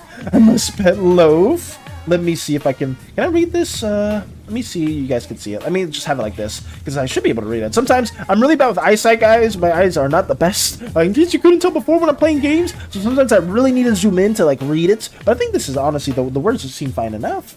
Okay. Hopefully I read this well, because apparently the last thing I messed up. But let me see if I can read this as well too. Let's see. Here's the room I wanted to show you. 4 walls and everything. I left something for you in that box over there. It's a patch. What does it say, Xander? I never learned how to read. It says, Chuckles. When it Chuckles, it says, Taka Jr. with a little storm cloud as the T. The very true patented Taka way. Let's go. Everyone has a past, kid. I'm a lot more concerned about your future. So, from now on, your enemies are my enemies. Aww. That's actually really sweet to hear. The name is yours. About to ugly cry. No. And this room is yours. I don't deserve this, Xander. I'm sorry. I'm a thief. A criminal. You deserve more than I can provide, Taka. Chuckle. Now stop your crying. You look like a dweeb. That's so cute. Wait, this sneak peek is actually so good. Zen, I thank you so much for sharing this, first of all, but this is such a nice little escape into Taka's backstory and seeing that moment. Because remember, you were talking about this before, too, where there was a little Taka Jr. reference and the name origin being shown there, too. And I'm very, very honored to see this as well. And I hope everybody here also very much appreciates it, too, because this is so lovely. Damn. Seeing the interactions between Taka and Xander early on, too, is really lovely, too. Oh, that guy had a couple vids where he made a Bob Ross painting. It's actually interesting to watch and what inspired me, by the way.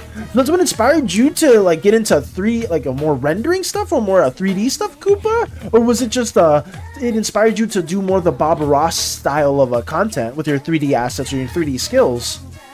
59.1k creeping ever so closer to threatening battles with detailed armor. That's still what's being aimed towards, Space Buns. That's still the general approach. Oh no.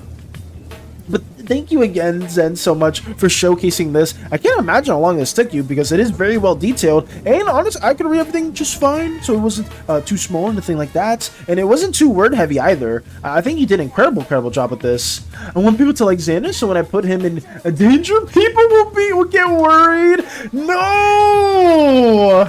I don't want to see Xander get hurt, especially since they seem like an extremely good, a very good like fatherly figure. Someone that is seemingly taking care of Taka, even though they aren't, I guess, biologically related, or they're not like, he's not the biological parent for Taka, but they seem like a really good character. I'm gonna be sad when we see Xander eventually have some inevitable demise. I hope not.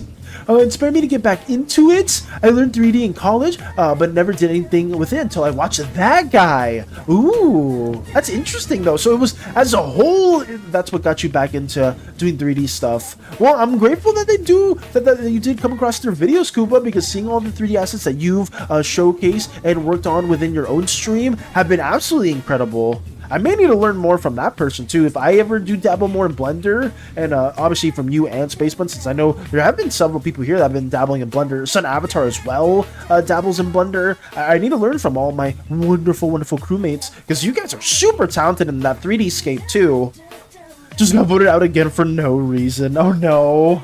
But thank you again, Zen, for showcasing this. I'm scared for Xander because I'm very much a fan of this character. And I don't want bad things to happen, but it seems like something may occur. Because, I mean, every character needs some form of trauma for some reason. But thank you again, Zen. Thank you so much. This was lovely. I very much appreciate seeing this. What's next? Let us check out memes. Is there any other memes that have been worked on? Oh, we do have one courtesy of Space Buns. Was it Deoxys waiting for the ramen to get cooked? We have a nice Deoxys just sitting there in defense form, just waiting for it to happen. Nice. I didn't know I needed something like this until now. I appreciate this. Deoxys, funnily enough, I never was a fan of Deoxys, but I always liked the movie they were from, and I liked how they appeared and manifested, like how they appeared in the movie and how they like manifested in there. I always thought they were kind of cool since they were supposed to be more of an alien-esque Pokemon, and it kind of like refers to Pokemon from like other planets too. I'm not sure if they ever did expand more on the lore with that, and like other Pokemon from alternate planets or like other dimensions. I know, isn't it with like I think it was Sun and Moon? You had like the Ultra Beasts. I think they were called. It was something like that. I don't know if they were kind of similar in any way, but I don't know the lore too much. I kind of just went way too like deep on something that was supposed to be a meme. I'm sorry about that. I get very passionate about Pokemon. Thank you, though, Space Buns. Thank you for that. Thank you for entertaining my fascinations with Pokemon. Oh my god, I don't want to spoil it. This is actually insane too. Perfect. Hey, perfect. Deoxys is the Ultra Beast before Ultra Beasts were a thing. So really, Starmie is an alien Pokemon? That too? OMG new Zen comic? Yeah, the new Zen comic is amazing. A good and compelling character? Wow, it sure would be a shame if they know... died, or we're starting to be ignored by the narrative. Hey, perfect. It's nice to see you too. Thank you for stopping by as well. We are doing a bit of our art showcase, doing a little bit of an outro. We've worked on a very, very big lore aspects to the Slimeverse today. A lot of Ooze stuff has been shown.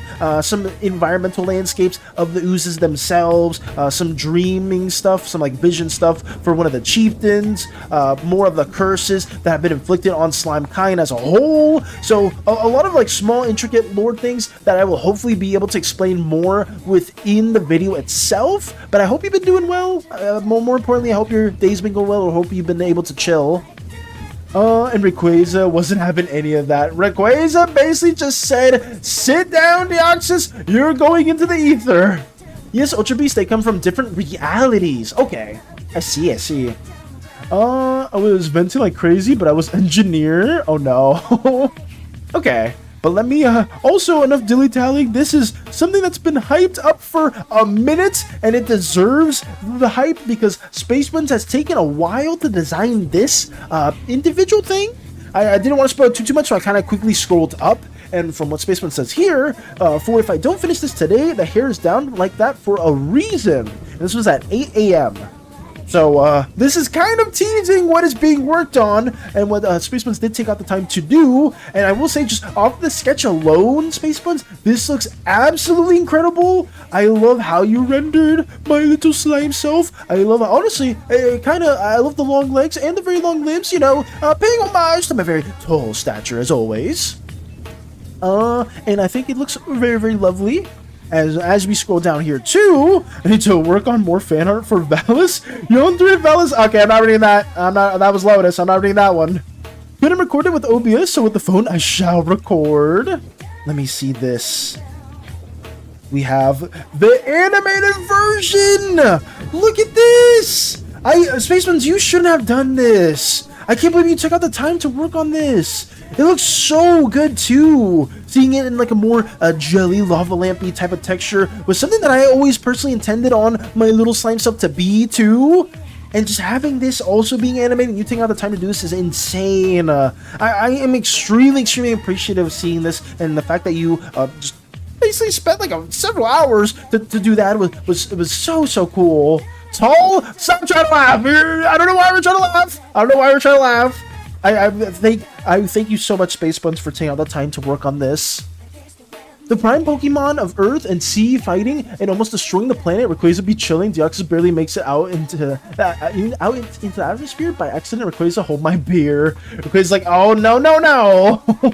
Because I mean, Rayquaza I know did a little bit of remedying. I know when Groudon and Kyogre were kind of at each other, but Deoxys was just a whole different beast.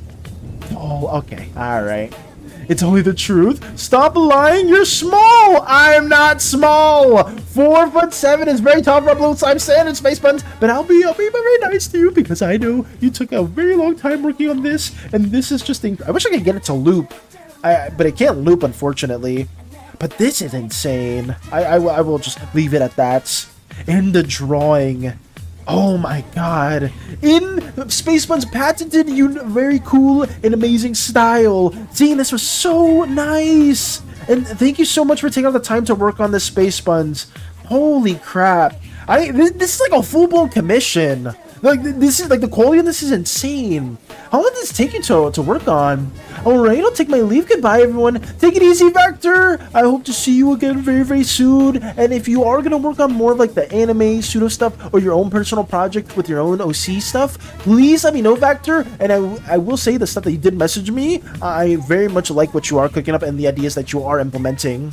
Use meters instead of feet. What are you, Tarantino? Use meters instead of feet. I am just someone that uses freedom units over here, so I don't really know how to convert that into meters like everywhere else in the world, because for some reason we have to use different measuring standards, and we have to call soccer football, or we have to call football soccer for some dumb reason. But I will see.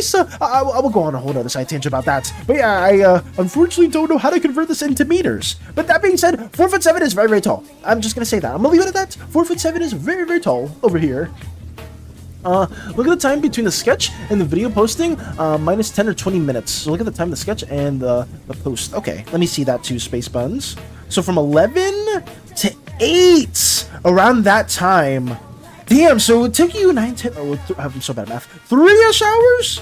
3-ish hours to get this done. That's still super impressive, because something like this, for me, would have taken forever. I would have still been working on this for like a whole week. The fact that you got this done in 3 hours is insane, Space Buns. But thank you so much for taking out the time to work on this. I genuinely can't, like, tell you how appreciative I am on this. Like, in all honesty, Space Buns, this is, like, super, super high quality.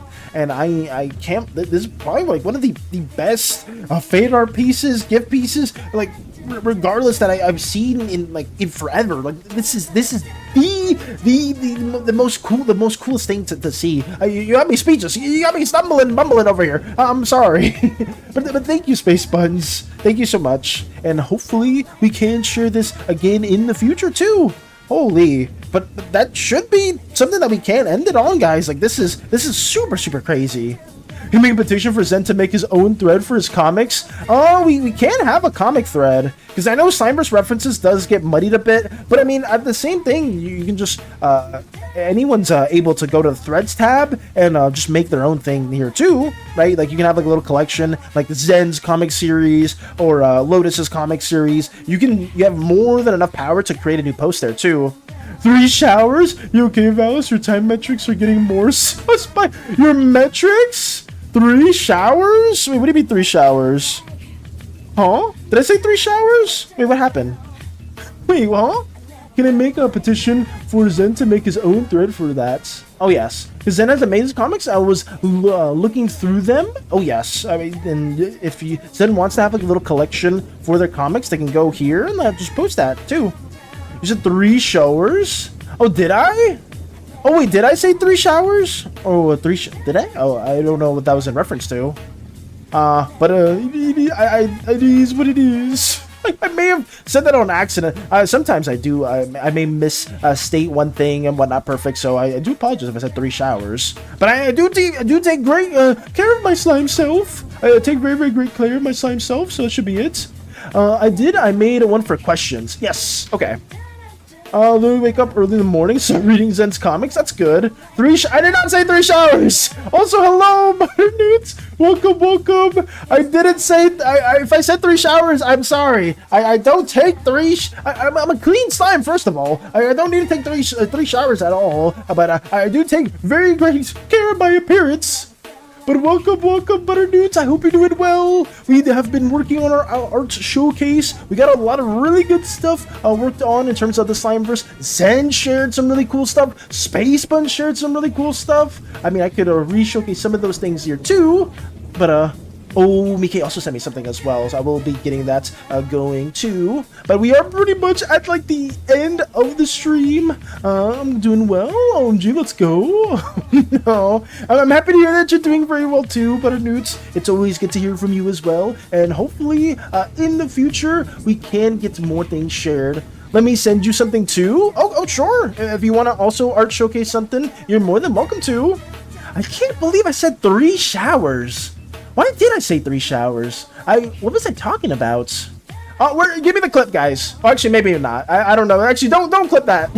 Don't go back into the VOD and tell me what I said, because I believe you perfect. I probably did misstate showers and said I was probably intending on saying something else. But I apologize. I do apologize for that. I will wait to see what Butternoots also wants to share, and we'll have that going. What's next? I can recap some of the things that we did share. Like I said before, and I will attest to this, Lotus is absolutely right. Zen should probably have their own thread for the comic series. Zen, I don't know if you do want to eventually collect more of those images and eventually post that in the thread section. If you do want to do that, you're more than welcome to. And honestly, it could be very exciting, because I know a lot of people here love seeing the narrative for Taka and all of like the backstory moments. Same applies to everyone else here too. If you want to like showcase some different narratives for your Slimeverse individuals, just make a thread and let me know about it too, because for some reason it doesn't notify stuff weirdly. I wonder what it will be like to make a 3D Valis. Funnily enough, Koopa, someone made Sun Avatar. Not Sun Avatar is not someone. Sun Avatar is Sun Avatar. they took out the time to make a 3D version of Metal Valis, and that's where all the metal stuff came from, or like a little like glitch Valis and whatnot. And yes, of course, absolutely, Butternoots. If you do want to share the artworks, let me know, or just I guess send it my way, and I will showcase it. We'll showcase it for all of us here too. Let me go. Where are they? Characters. Let me go all the way to my little slime self, and then you'll see what's an avatar took out the time to also draw. Boom. This is only the top half, but this is Metal Valis, and it was something that SANI made like a while ago. I do remember when it was fully created, because I think this was around art fight time, so it was probably like around June, July. So I used this model roughly for one of the emotes, and if you guys do see, where is it? Let me go to key arts over here. And you will see, like, for our Spookathon thumbnail that we drew a long time ago, we kind of use that general reference as Metal Valis right here. And Talk and I were talking to one another back in the past. And for even Spookathon, wait, let me just find it real quickly. For Spookathon, I also got this design courtesy of Taka. Come on. Wait, I gotta scroll through a little bit too much. OMG, so cute. And it was something that I was very thankful for the community to work on as well. I appreciate the support, Lotus. Yes. I would say so. Lotus's support has been immense too. Oh, I found it. Let me put on the suits. Oh. Okay. Sorry, guys. It's taking a second to get into the suit. I think we're in it now. Oh, wait. Oh, there we go.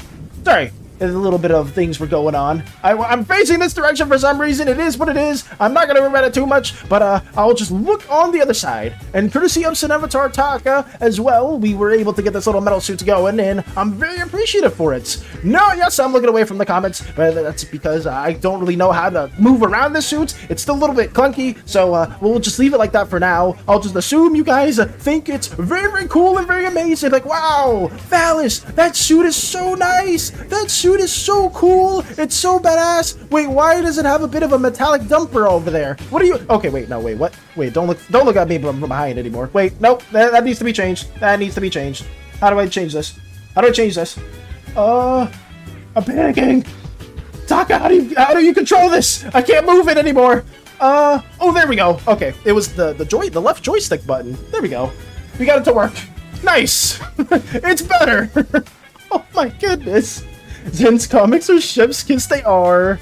Does Metal Valis have a turn off button since, well, Metal Robotic? Metal Valis does indeed have an interesting button. I'm not sure if it's necessarily an off button, but it does have a certain button that probably should never be touched by anybody in specific. But now you got this. Thank you, Butternoots. Thank you. I just, I was struggling a little bit. But let me go back to the art showcase, because I'm assuming some things have been shared, courtesy of Butternoots, and we have that to go. Oh, what is this? Now my friend, I should probably say. Oh, okay. So this is not Butternoots arts, but this is a specific, I believe it's fake skin, so it's a tattoo on a fake skin of a certain One Piece character, Chopper. If any of you are One Piece fans, we have this depiction right here, and I mean, that's pretty cool. I think they rendered it in a really, really cool way. It is fake skin, but I mean, it looks very believable too. So I guess a lot of tattoo artists dabble in that. I remember, I think it was Crochet's sister that wanted to be like an apprentice, and they had to like do a lot of these studies on fake skin. So that looks really cool though. Big shout out to your friend who is, I'm not sure if they are an actual like tattoo artist or if they're trying to be, they're like a certain, an apprentice right now. But either or, big shout out to them. Chopper the goat, rather the reindeer man. Chopper's great. I am also a Chopper fan. I think they're very, very amazing. And even their personal story arc very early on in pre-time skip was really good. Very cute, yes, very cute indeed. Thank you so much for sharing this with us too, Butternoots. I think it's a big shout out does go to your friend for also showcasing this work to you. Very, very nice. But now, what else do we have? I think that should be it. I think that's everything that we were able to share, guys. I deeply regret trying to get back into the suits because now I'm struggling to find a way to get out. I do remember why it took a second to get in here, which it is a bit unfortunate, but whatever. It is what it is. It is very cute. Yes, I do appreciate you for showcasing that, or letting us take the time to showcase that too. Thank you for looking. Thank you for sharing. Thank you so much for sharing. That should be generally it. Valis is being choked by his... I'm not being choked. I'm not being choked. I just don't know how the hell to get out of here. I forgot. Taka always tells me the specific instructions for how to get out of this, and I always struggle for some reason. But it is what it is. We'll figure that out next time. Or maybe tomorrow I'll still be in the same suit. We'll see. I'll hopefully have some other remedies for it. But that should be it, guys. I don't really have too much else to share. Nephrodite is still Nephrodite. I definitely did not edit this in any way, shape, or form. Big shout out to Hollow for letting me know how it's spelled, or how it should be spelled, because I would have had the wrong address to it the entire time. I don't know, sounds like it's a spring lock, Val. It's not a spring lock. Taka would never do that to me. I'm not gonna get Five Nights at Freddy-ified. That's not happening. Even though we did use Glamrock Freddy as inspiration for Metal Valis. But that's a whole nother story. It is what it is. There are 3 eject buttons. I added more. You didn't notice the other one twice. Listen, the big shiny red button that says eject is sometimes hard to read, or when I'm in this pitch black room from time to time. But I'll probably need to press those other 2 buttons once I do find them. But that should be it, guys. Thank you so much as well, everyone that did showcase the wonderful artworks. Thank you so much, Butterny, for showcasing your artwork as well, and tuning on in too. And thank you as well, Zen, for the comics, Lotus for the wonderful artwork, Mike for all the wonderful ideas and artworks. I would name everyone here too, but I would go on a very, very long list. Space Buns! Big shout out to Space Buns as well for also doing that incredible art piece. I still am like extremely baffled by this. Let me see if I can show over here. Thank you. Let me go to fan art right here. Like, this piece right here is insane. Like taking 3 hours to make such an incredibly well rendered artwork of our Slimeverse individual right here is absolutely incredible. And please, guys, show Space Buns and show all the wonderful artists as much support as possible. Like, none of this would be like possible at all without all of you guys' support, and it's absolutely like immense. Press the button? You want me to press the button? I mean, I could. I'm just a little scared because I don't know. There's a coffee button over here, and then there's just another one that says eject. Wait, what does this do? Oh no. Wait, what does this button do? Oh wait. Oh, we're back. Finally. Thank goodness. I mean, maybe it's a lot easier getting in and out of the suits. Courtesy of Taka. Well, I guess we did need 3 shiny buttons to have that working. But now I'm facing over here again. Oh god. Why does the eject always make me come out of the behind of the robots? It's always a little odd. Let me also face the right direction. Flip. There we go. Okay, we're good. I did it. 1 sec, Valis. I need to swallow perfectly so my throat will activate the button. You'll be... What? Excuse me? I don't know anything about that, but we'll keep on moving. Okay, where am I? Oh, there goes Discord. Everything is so professional, guys. I love it. I love this. We've been doing these art showcases for a while now, and we still struggle to have everything prepared the way it should be. But yeah, I did press the button perfect. Thank you for letting me know. And on that note, we shall be seeing you all, hopefully tomorrow or maybe in the near future.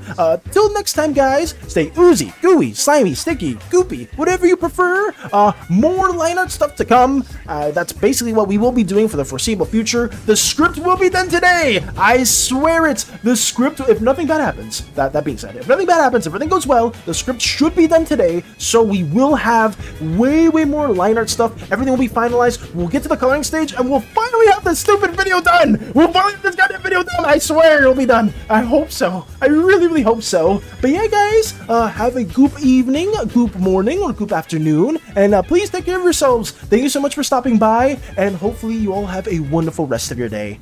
Farewell, guys. Farewell! I'm waving, you can't really see it. I'm getting back in that suit, Taka. Ooh, I can't wait to get back in that suit. Wait, why are there spring locks here? Who put spring locks in the suit?